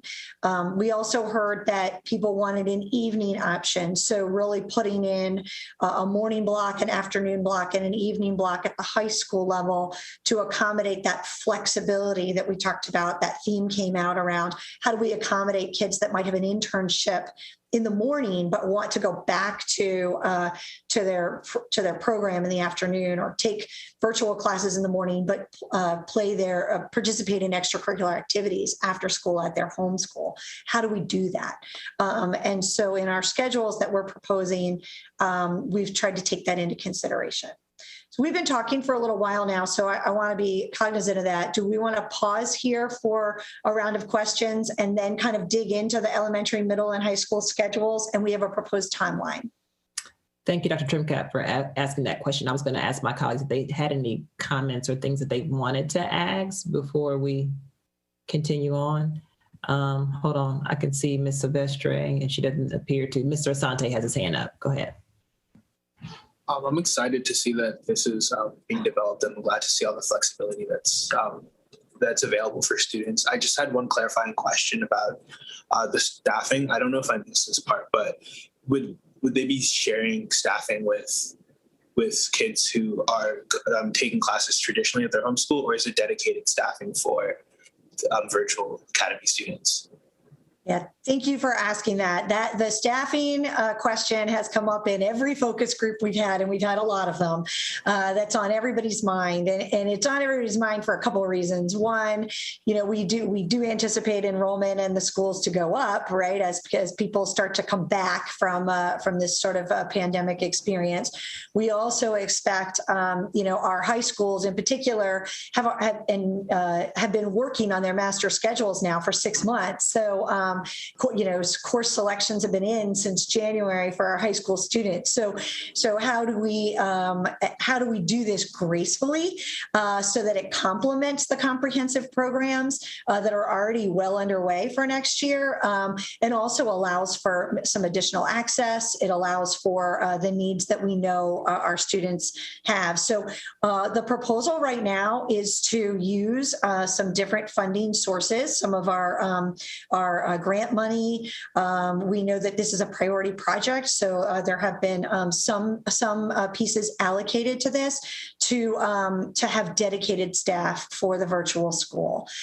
We've also talked with some of our high school folks in particular that have shown an interest in looking to see what it might look like to partner with staff. So, for example, if there is a situation where there's a French 6 class, where one high school just doesn't have the number of students to support a section of French 6, but they want the kids to take that.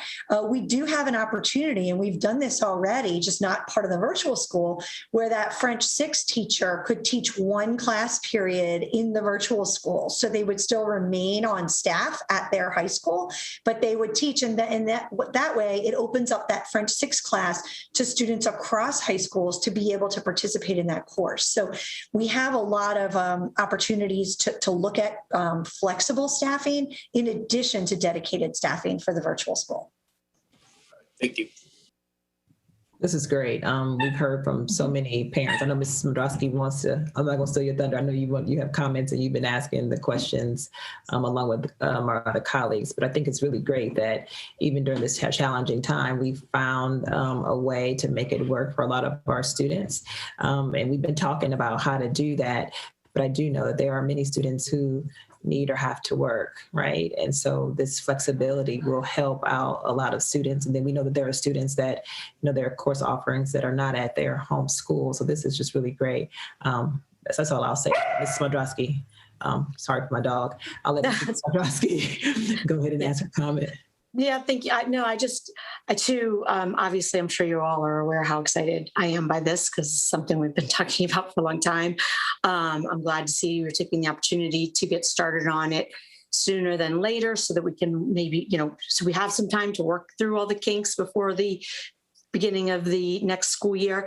I want to make sure that people watching, whether it's this presentation here today, I'm assuming this is a similar presentation you're going to be giving at the Special Populations Committee meeting and hopefully to the full board at our next board meeting. But I want to make sure that people don't misunderstand that doesn't mean that we won't have full-time regular in-person school starting in the fall as well, because people can make assumptions.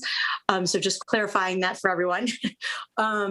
But also, I think that this, again, this is something I've been even working with the Black and Brown Coalition on in terms of utilizing this opportunity as a way of leveling the playing field and expanding opportunities for all students, regardless of their zip code, to take courses that they wouldn't normally be able to take. So I think that's phenomenal.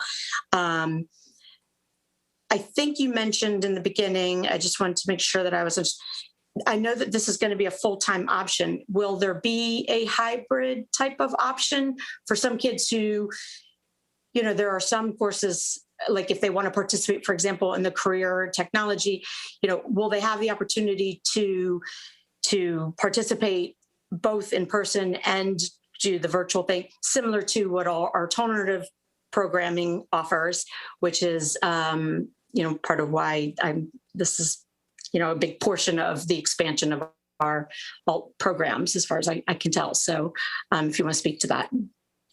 Absolutely. We did hear that interest very much from the students, from the parents, and also from our high school stakeholders as well around how can students be engaged potentially in the CTE programs, attend Edison, but also attend the virtual academy. And so we tried to build that into the high school schedule. So we will definitely call out that example on the high school schedule where it is possible for students to attend part of their day in a brick and mortar school, whether that be Edison, Montgomery College, or their comprehensive high school, and attend in the virtual academy. It's actually possible for them to participate in an internship, their brick and mortar school, and the virtual academy. So we tried to build in a lot of flexibility. Some of the feedback we're getting is maybe too much flexibility for year one, but we absolutely want to make sure that when we get to the high school slide in particular, that we talk about that and make sure that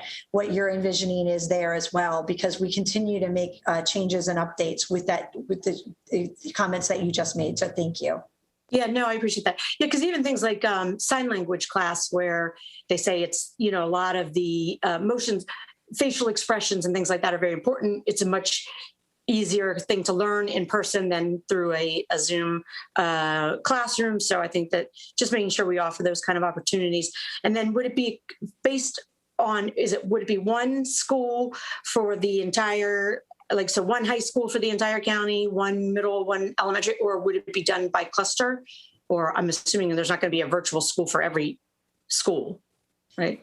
Yeah. So that question, we hadn't considered until it came up this morning for the first time, and your question now here today. So back to back, I really think it depends on interest. And so one of the things you'll see in the timeline slide is that we would like to move forward with some parent information sessions, similar to what Howard County and Frederick County have done. They just held theirs just within the last 2 weeks. Several of us were fortunate enough to attend those just to see what our colleagues in neighboring districts are doing and thinking about. They surely do not have all their answers, just like we don't either right now. There are a lot of questions, but really trying to get in front of the program and get the word out to the community that this is coming. It is still being shaped. We do have some pretty good foundational pieces in place, and to really start to gauge some interest in, just how many families would be interested in this option, so that then we could do some programming decisions. And I think based on the numbers of students who show interest, it would not be a commitment, but then we could take a look at, does it make sense to have more than one virtual high school, because the numbers are just so big.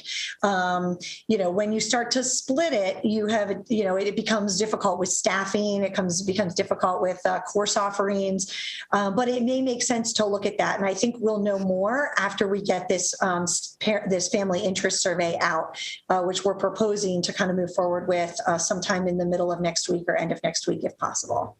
And that'll be in our timeline slide as well. Great. Yeah. And I'll talk about this when you do the presentation at the full board, I'm sure. But when I was looking into the idea of all of this a while back, I was talking to my daughter about how universities do, how many kids are in one of her classes. And she's like, I don't know. And I'm like, well, 100, a couple hundred. She's like, oh, over 1,000. And I'm like, oh, okay. So because I guess their assignments and stuff they do on the computer, so it's not put on one teacher to be grading all of those things, because it's kind of assessed automatically through technology now. But it would, one thing to keep in mind is the opportunity to set up areas in each school, maybe, so that if a kid wants to do half and half, they're not losing time in transportation. They could actually just do the virtual stuff in the building if they're already there, or if it's a day where they don't need to be there, then they would do it from home. They could do it from anywhere at any time, which is great. So thank you so much for all your work on this. I'm very excited by it. Thank you. Before we move on, Ms. Silvestri. Yes. I also wanted to say thank you for the work. This is really exciting, really venturing into a whole new learning format, which hopefully will benefit the kids that really need it the most. And I hope that we communicate and work with our families over the summer, so that I don't want people to go to this because they're afraid of coming back in person. And so I think there's a lot of work to be done this summer to work in partnership with our families to understand the safety measures that we have put in place, so that they feel confident sending their kids back to school in person. And then those that truly need the virtual format can take advantage of this. I am concerned about, you mentioned special education and how the kids could get the support services that they need, probably in person. But what about language learning? Maybe I'm wrong, but I seem to believe that that's a little harder to do virtually. We have a huge ESOL population in the elementary grades. We have several dual language programs. Some of our specials, like physical education, can't tell me it's the same virtually as it is in person. So I guess starting with ESOL, since it's such a large population, what are your thoughts about that in the virtual format? Yep. We definitely have a list of considerations around our special education program and our ESOL program, and ensuring that we can provide supports for those students that need them. I think one of the pieces that that we want to take into consideration is looking at staffing. So how can we take a look at staff that have been successful in teaching in the virtual space, teaching students who speak other languages, ensuring that they have the supports that they need in order to do that. I think we've seen and heard from families where the virtual space has allowed students to engage in ways that they otherwise were not able to, because they were able to use technology in different ways to help assist with access to content and material. They were able to use their translation services. And so I think it is a challenge. I think that we have a lot to think through on how we build that up so that these students can be fully successful in this program. I know PE has PE, art, things like that have been a struggle. But I've also been on meetings like this where my ceiling is shaking because my kids are doing jumping jacks in their PE class while I'm trying to work. So I know that, that the teachers have been amazing in finding ways to implement their program. And so I think, continuing to partner with those groups in central office and the teachers that have been doing this work, I think it's really going to help us. But we do need to continue to think on that's definitely an area of concern. Thank you. And my final question, area of concern, is around working students. Just this week, I had 2 instances where I was talking with some staff from a nonprofit, and I said, are you expecting a large influx of new students? They work with immigrant students. And they said, not necessarily, because so many have had to drop out because they're going to work. These are high school immigrant students. And so I'm very concerned that we are designing a program that can truly meet the needs of low-income students that have to work and are on track for graduation. We can't lose them. It's not acceptable to say, oh, we lost them in the pandemic and that's that. And so I really want to make sure that you are talking, maybe doing some focus groups, maybe with ESOL teachers or just folks that are the most in touch with this population to make sure that the wonderful program that you're putting together is really going to work for them, because it's not acceptable for us to lose them because they have to work. Thank you. Thank you, Ms. Silvestre. So with that, we will allow you all to continue on, and then board members, if you want to interject and ask a question, just raise your hand. So Dr. Trimke, I'll turn it back over to you. Thank you. So we really just have we'll move right here to the timeline. And then I think if there's time permitting, we'll show a preview of a working draft of what each grade level will look like. So the proposed timeline right now, we have had many focus groups from January up until now. And you saw that stakeholder slide where we have been in and out of hearing many different voices in order to build a program that represents so many interests. And we continue to do that. This week is a really big week. I think we might have 15 meetings on the calendar around Virtual Academy. So the slides continue to be refined and revised as different pieces continue to surface through the conversations. We also are working simultaneously on a website for information. It will continue to evolve as we continue to build out the program, and in preparation for information sessions for parents. So ideally next week, we would like to launch the website along with a series of information webinars for our community. Those would be housed and delivered in all of our languages, so translation services as part of the information sessions, so that families can hear this information in the language that makes the most sense for them, in order to be able to, hear the information, understand it, and start to think through, is this something that my student would benefit from? And so then coupled with that would be the student interest survey. The student interest survey is short. It really is just, it's a non-commitment, and it's really just an initial indicator of, is this something that you feel like you might want to participate in? At the high school level, we're asking the second question, which is, if yes, would that be a part-time option, a full-time option, or an evening option? So that we can then begin that next round of programming, and just the number of students in terms of staffing across, programs across the district. We know full well, too, that some families will say, yes, they're interested and decide not to come. We know that some families will not complete that survey. That is okay, because it's really just a baseline for us to start thinking about some of the program pieces. Then what we'd like to do is, while we're collecting that information, continue to formalize pieces of the program and then get ready for the enrollment process. So this is where we would open up registration. It is an application process, so families would apply for their students to attend, and then it would go through a review process. So we're thinking, at the elementary level, really the review would be around, and the criteria, really what we'd say is health concerns for the student or for the family. So obviously that would be a piece of the criteria, or extenuating circumstances.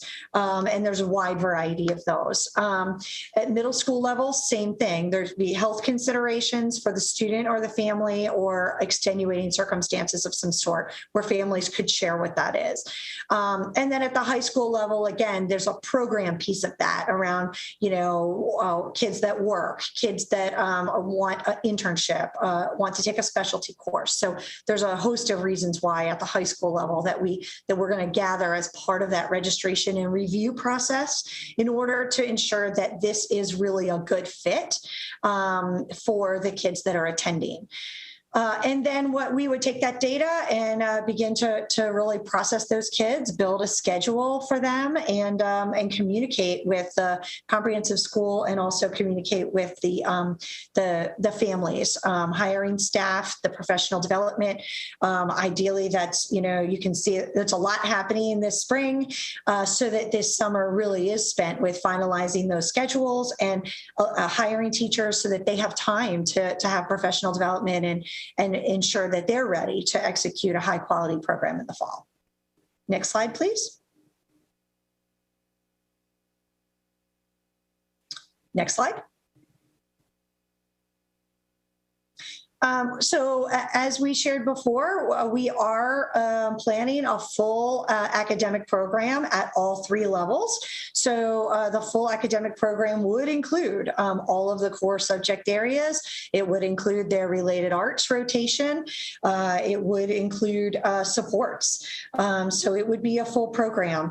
A request has come, could students have physical materials, right? So books, could they have pencils? Can they have paper? Can they have, those things that are really a core part of an instructional program? And the answer is yes. And so they've had some of those supply baggies and things like that would be part of this program as well. Next slide. This is a sample of what an elementary schedule could look like. It looks very similar to this past year, with some additional instructional time built in. So one of the pieces of feedback we heard this year is that kids are participating online with their teachers. That's going very well. They're having classroom meetings, social emotional learning pieces, lessons are built into that. They do have instructional blocks with breaks throughout the day. And that would continue to be the case at the elementary level. We did repurpose Wednesdays. We added some additional time, instructional block time there as well, so that there is time for individual check-ins with families to ensure that, this week's learning material is going okay, look at supports, look and see how things are going. So that rotating check-in on Wednesdays with individual families, just to see how things are going. But the idea is it would be a full academic program throughout the week.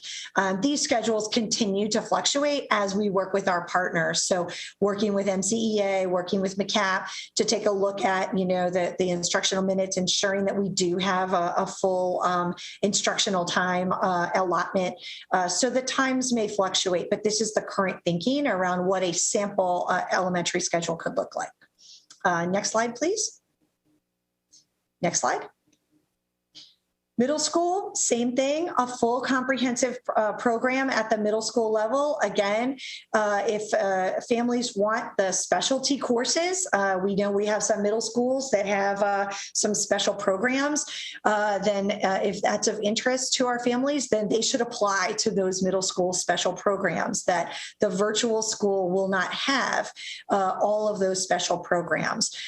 There may be a case where a virtual school offers one or two of those courses as part of a partnership to provide additional access to some of those experiences, also to help with the staffing, as we talked about before. But in order to engage in the full specialty program, families will want to continue that application process to our special programs, to the comprehensive schools. But you'll see that related arts is included in here. Again, math open lab, there's a reading lab included.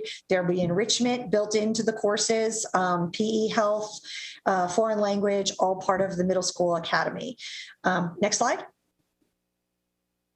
The sample schedule you can see below. The latest feedback from the different stakeholder groups is to keep the block schedule so that kids are not participating in 7 or 8 classes in the same day. That ends up being a lot. You lose time in transition from Zoom to Zoom to Zoom. You kind of get zoomed out, right? So the idea is a little bit of a longer block than a traditional middle school day.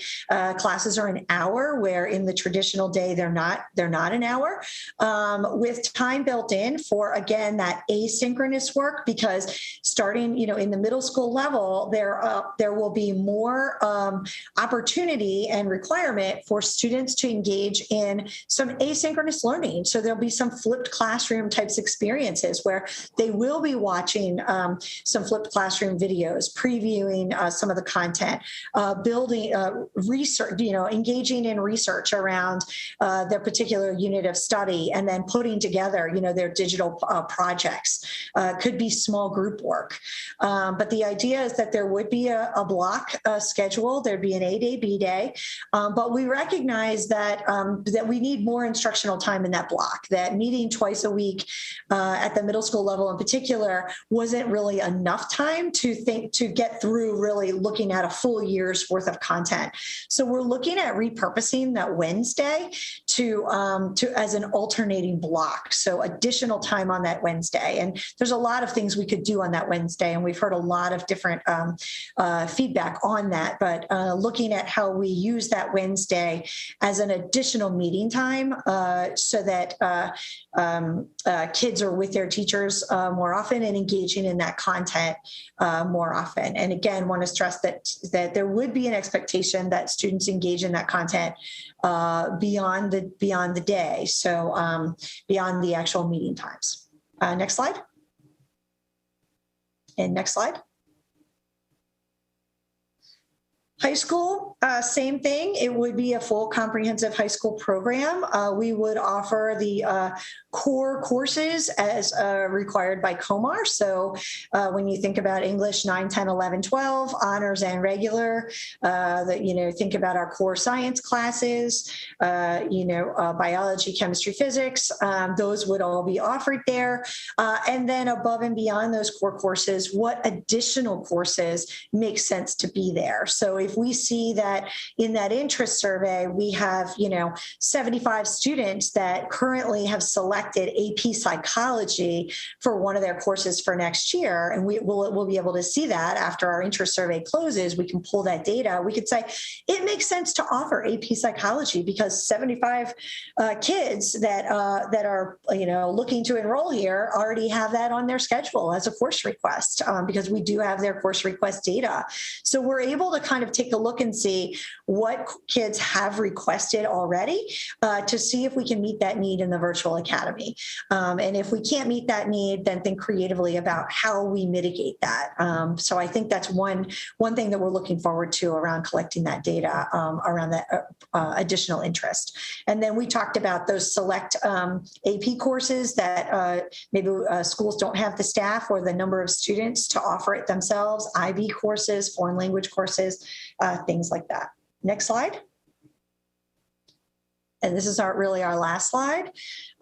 This is the sample high school schedule. We've never really seen a high school schedule put all on one page before, even though we have had evening programs for a very, very long time. Ever since I've been working in the county, we've had evening programs of some sort or another that have been a part of the experience and available to high school students. So really what we tried to do, this would be the high school schedule for the virtual program. So this is not the high school schedule, right, for all the high schools, of course. But for students that are enrolled full-time at the high school program, again, full-time for kids is usually 7 classes. Kids sometimes do take 8 or 9 classes because they take a full day and then they also take a class or 2 at night, like a health class or their technology credit at nighttime. So that is available. And you can see there's a lot of flexibility. So we would never encourage kids to take, 9 classes or 8, 9 classes a day. But we do know that also sometimes that is for credit recovery that we do have some students that do take additional courses. So the idea is that we would work with the student around which blocks make sense and go forward from there. If it's a case where the student is working during the day and they need a full-time program in the evening, you can see that they have the opportunity to take up to 6 courses. So we would take a look at periods 13, 14, 15, 16, 17, and 18. Oftentimes our students that are working don't need 6 periods. They can have an abbreviated schedule because they don't need all of those credits as part of the requirement for graduation. They only need a partial schedule. And so could that be 2 classes on a Monday and 2 classes on a Tuesday? The rest of the time would be spent in asynchronous learning. So our recommendation is that kids attend synchronously as part of the program, particularly on the first 2 days of the week. So on those A days and B days. And then the rest of the week, they have a lot of asynchronous material that they will need to work through. And then they can meet with their teachers on Wednesdays, Thursdays, and Fridays for math labs, for language labs, science labs. They can work asynchronously and continue to come in and get that additional support that they may need in order to be successful. We did hear from students that they would like that flexibility. So one of the pieces we did put in place at the Paint Branch summer school program for their hybrid program was the notion that that second part of the week, that Thursday, Friday meeting, if you were on track with your assignments and your grades were looking good and you felt really, your all indications were that you were engaging in the academic program, that you continue to work asynchronously, or you could drop in. If you were starting to fall behind in your timeline, or you were showing that you needed some additional time and would benefit from additional instructional time with your teacher, then that was no longer optional, that you were required to come. And it was really building in a safety net or some scaffolding for kids so that, a lot of our high school kids are independent learners, but many need that scaffolding and that safety net. They need to make sure that they do stay on track. And so building that in for them, I think, is going to be really important. So we want to pause there. That's really the end of the slide deck, I think, and open it up to turn it back to you for questions, comments, and additional considerations. Thank you. Ms. Silvestre, did you have any comments, questions? Go ahead.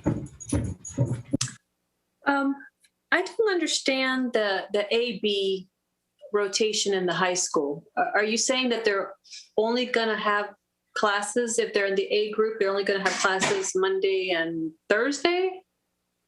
And why is that different from in-person school when you have classes every day of the week? So a couple things came out of the different stakeholder groups, and I think there's still a lot to think through at the high school level. So some of our neighboring districts are taking a lot of them are using the 4x4 model, and they're using it in different ways. The model that we just shared is one way. Another consideration that has come forward is, could students take, so when we go to college, you don't take 7 classes or 8 classes in a semester. You take maybe 4. And so is there an opportunity to take a full year course in a semester versus half of it and then half of it? So that's a variation on what we just shared. It has come up across some of our stakeholder groups, and there's some pros and cons to that. If a student did want to transfer back halfway through the year, the virtual academy structure would not align to the rest of the district at that point. So that is one of the disadvantages of that. Mm-hmm. But I think that the overwhelming feedback that we did receive was it was an awful lot in one day, and many of our high schools are having this conversation now that they're seeing kids engage more successfully in the content with that block schedule versus 7 periods every single day. And others would say no. So I think that's still a point to be fleshed out. Yeah, because I know we've heard from high school students that they're not college students and they're not used to learning things on their own without the teacher instructing them. So that is a concern. And will they get through the entire year-long curriculum sequence in this model for high school? Yeah, so the high school model here really deviates the most from what you've seen from the remote learning this year. So remote learning this year was taking the in-person curriculum and all those materials and trying to make it fit in a reduced structure. What we're looking at going forward is looking at the full year content needs to be taught, right? We have AP tests coming up that kids need to have that material in order to do that. We have SATs where kids are counting on that material in order to engage in that. They need to have that material. And so at the high school level in particular, there will be an expectation that kids are able to engage in the curriculum where they can, like the videos and the flipped classrooms and the online material in between classes. That is really part of the criteria to think through. Is this a good fit for you? Because this is a little bit of a different model than being teacher directed all week long. It really isn't teacher directed all week long. It's teacher supported all week long with your asynchronous lessons along the way. We've used curriculum packages for this. In the past, we've used Apex. We use Edmentum now. Other districts, have used courses from the Florida Virtual School. MSDE has a list of approved content packages that are built for a one-year program to move through the curriculum that needs to happen in order for kids to be prepared for these end-of-year assessments and just say they've met all of their learning outcomes. Thank you. I'm sorry, I was just going to hop in on that in regards to what we currently use now, and as Kara mentioned, Edmentum. So we actually have flexibility within those platforms to not just take courses off the shelf, but to use the standards building custom tools to create courses that align with the standards in our MCPS classes. So we actually have, while the content specific pieces might be a little bit different, we're actually able to teach directly to those standards based on a custom course builders that are within there. And the content that's within those courses is built specifically for the virtual space. So it's not leveraging content that was not built with that intent in mind to try to build something that's cohesive. It's built cohesively, and then we use our teachers. And it's not just it's not just a scenario where the teacher is only teaching for that one period during that week and then they never ever engage with students again. That's not what we're advocating, and that's not what we think is best.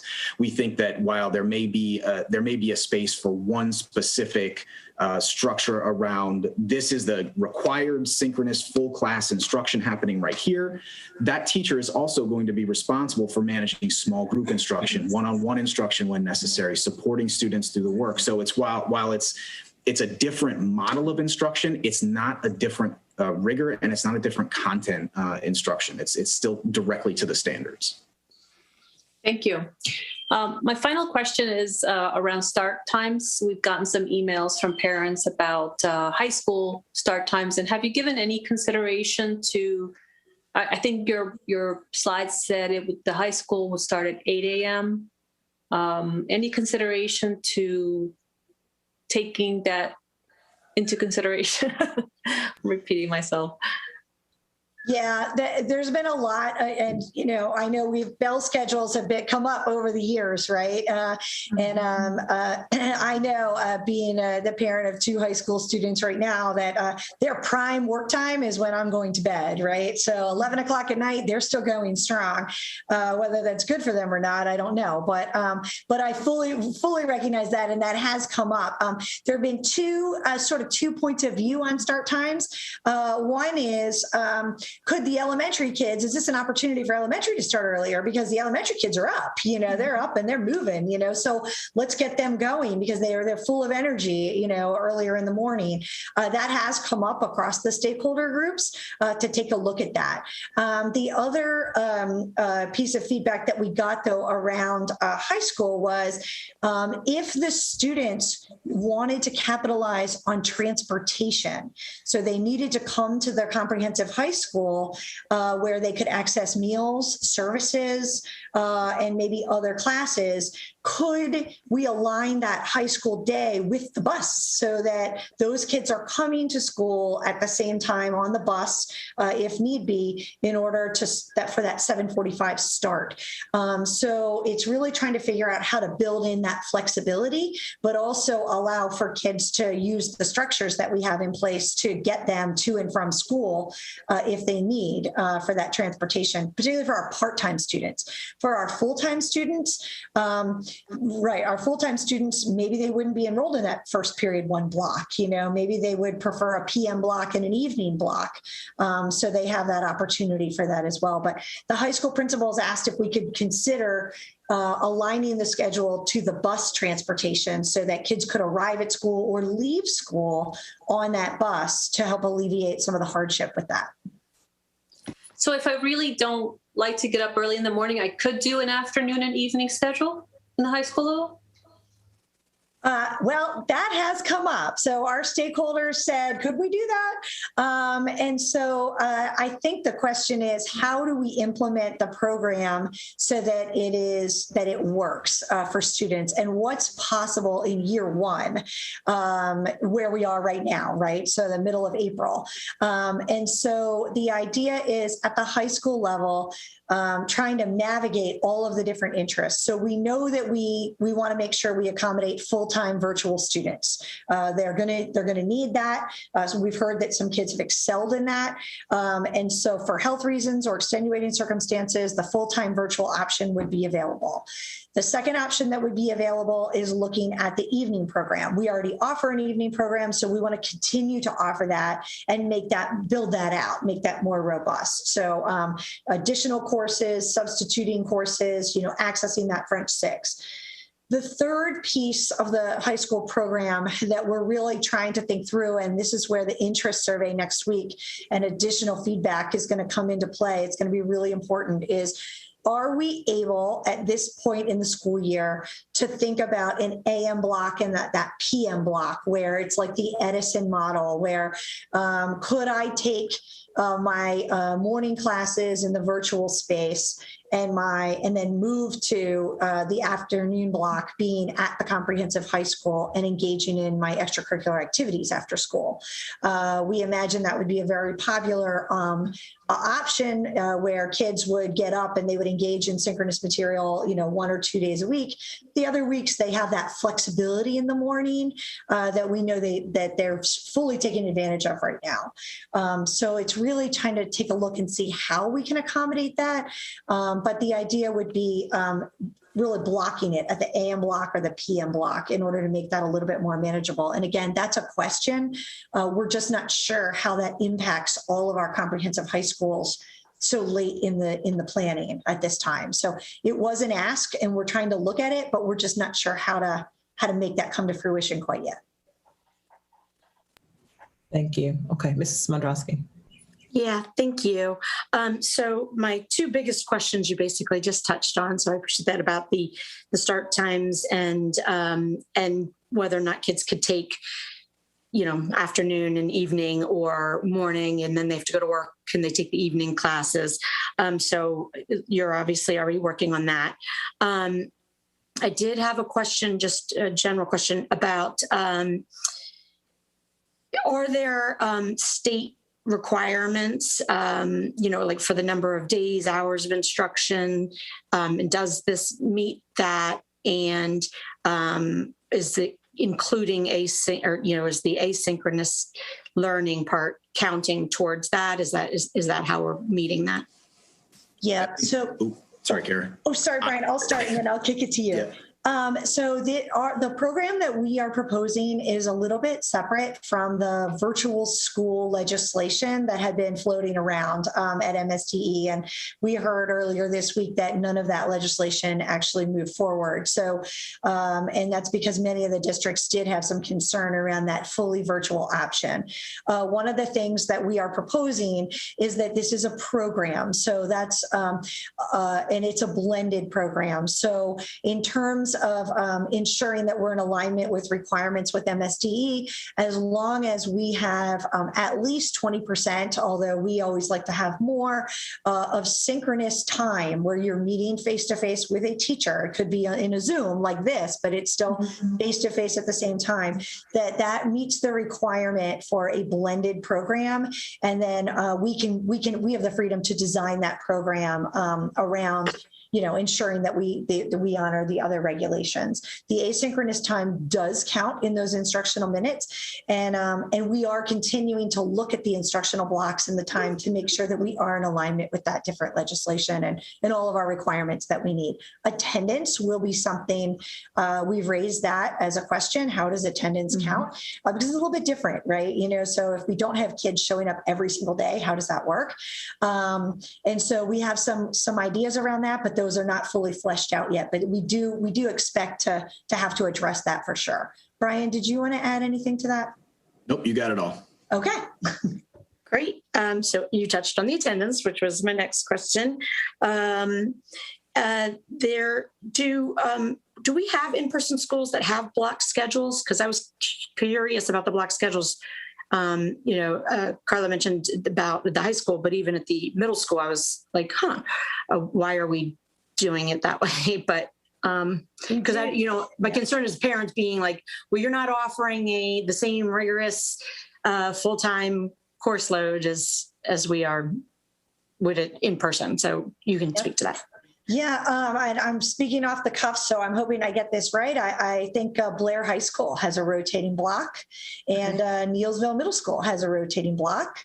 Those are the two that come offhand, but I know there are a handful of others, but I don't want to misspeak in sharing. But we do have that, and I know in our focus groups this week, many of our principals, especially our secondary principals, are looking at that block because they did find, obviously, they're still looking at the feedback from this year, but they're trying to figure out how they can refine the block to have more instructional time, really capitalizing on that Wednesday period, and try to keep it, because they did find that kids could engage in the content in a more meaningful way, but it does need some additional tweaking and enhancing. So our secondary schools were really excited about that, and I think they're looking at their schedules right now.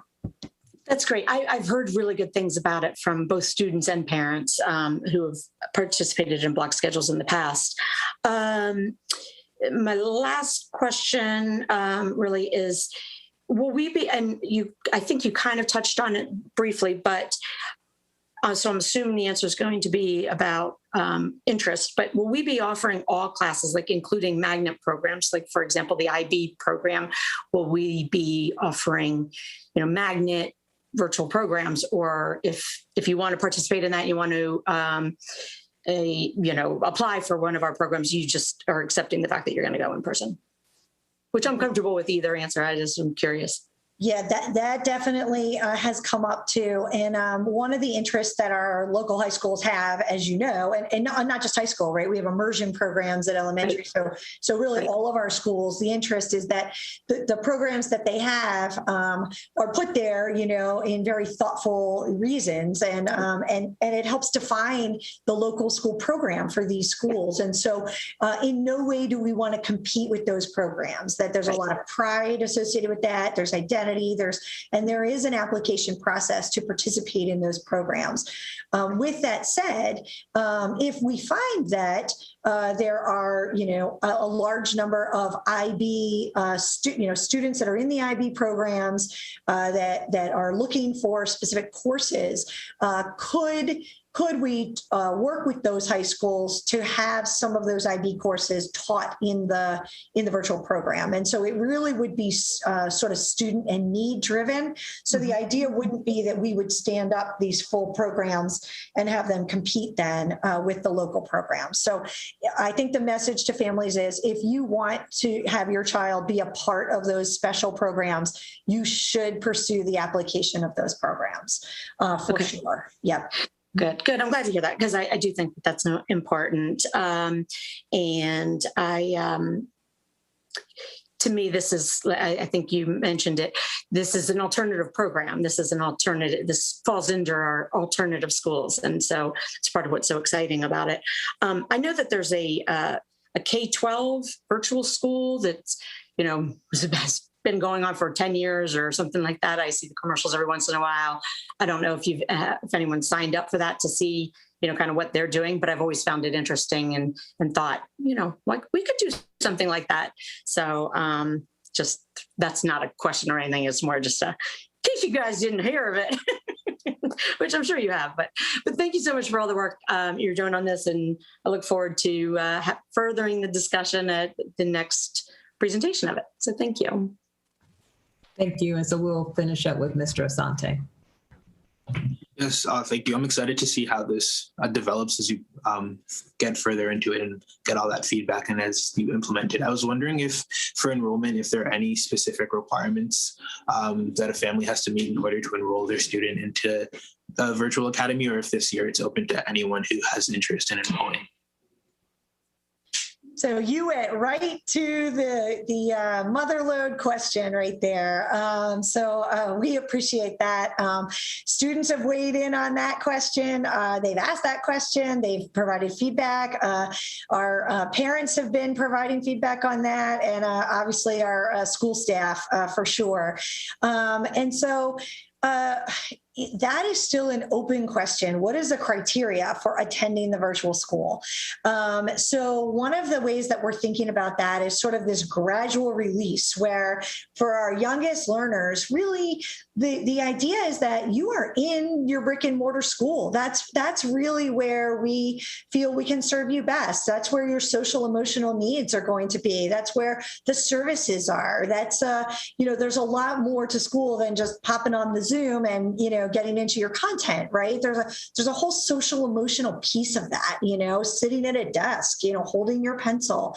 And so we really want our elementary and middle school kids in school. With that said, we know that we will have families that require a virtual option. We know that for health reasons for the child and health reasons for just the family in general, health concerns. We also know that we have extenuating circumstances. And so that's really taking a look at that criteria is really the first phase of that. The second piece of that, the question has come up, how have the kids been doing? in school. So we've heard from families where for the first time ever, their kids are flourishing, right? They're attending, their sessions, they're getting their work done, they're turning their stuff in, their projects have been amazing. They've been able to communicate in ways that they haven't been able to before.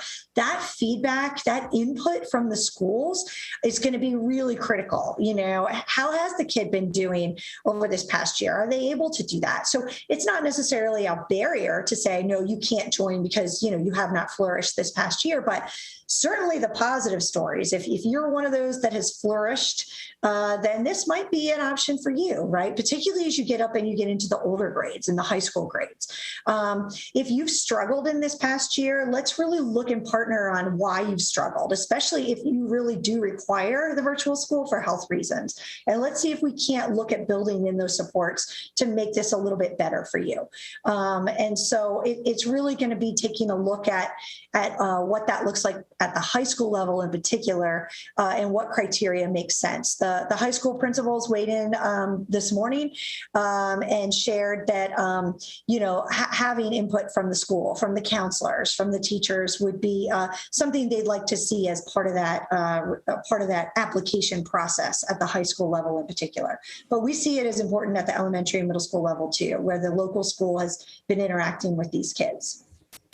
Thank you. And I also, I think commenting on that social emotional piece too, one concern I have is just ensuring that students have the chance to still connect with classmates who may be, in brick and mortar buildings and in their home schools. And, even as we move out of COVID and hopefully keep the virtual academy going, just experiences like being able to go on field trips or something like that with students who are in person, just ensuring that those opportunities are still available. But yeah, thank you. Great comments, Mr. Asante. Mrs. Smodrowski. I just want to clarify one thing along with those lines. Kids can, I think you already said this, but kids can still participate in school sports and activities and clubs and stuff like that, right? Okay. Yep. Just making sure. Yeah, the model where the kids are still assigned to their home school, that's the same with Edison. Our McDonald Knowles, our pre-K programs work the same way, where they attend another school for all or part of a day, but they still count as the local school in the local school enrollment, allows the after-school activities and the sports to be in compliance so they can still participate in their school community, which we think is really important. Students asked for that in particular, that they could still be a part of that. Yeah, I completely agree. I just wanted to verify because I know that there's been a lot of conversation about that around kids who are homeschooled in the past. So, so that might be something we have to look at as far as our policy goes as well. So, yeah, thank you. Well, just to provide a point of clarity on that, these students are going to be MCPS students. They're going to be enrolled in MCPS schools, right? So that it does differentiate between the home instruction model and here. So yeah. Right. Okay, great. Yep. Yeah, thank you. Yes. So thank you all so much. We are 30 minutes past our time, but this was a great discussion. No, I didn't mean that in a bad way. I meant, I just wanted to comment that, it was such a good discussion, great topics. Our partnerships with our community members and how we're setting our students up for success is really important, as well as this vision that we have for the future, creating this virtual academy. We talked about trying to help our students in a variety of ways, but I don't know that when we were having a discussion, if we were thinking about what it being virtual, right? And so as Dr. Trimkamp said, we've heard from parents who talked about their students are thriving in this virtual environment. So I think it's great that we're not only help students who need to do other things outside of academics to be able to support themselves and their families, but also to help our students to thrive in this environment that we could not have predicted that we would be in, but we've made the most of it, right? So just thank you all for all your hard work that you will continue to do, taking our comments and questions into consideration, right, for future use, and just appreciate everyone, all that they're doing. And so with that, I just want to share with the community that our tentatively, we have a scheduled meeting for June the 17th. So just continue to check our website. And in the event that it changes, we will make certain to update you as quickly as possible. But thank you all and enjoy the rest of your day. And I will see my colleagues a little later. So take care, everybody. Thank you. Thank you.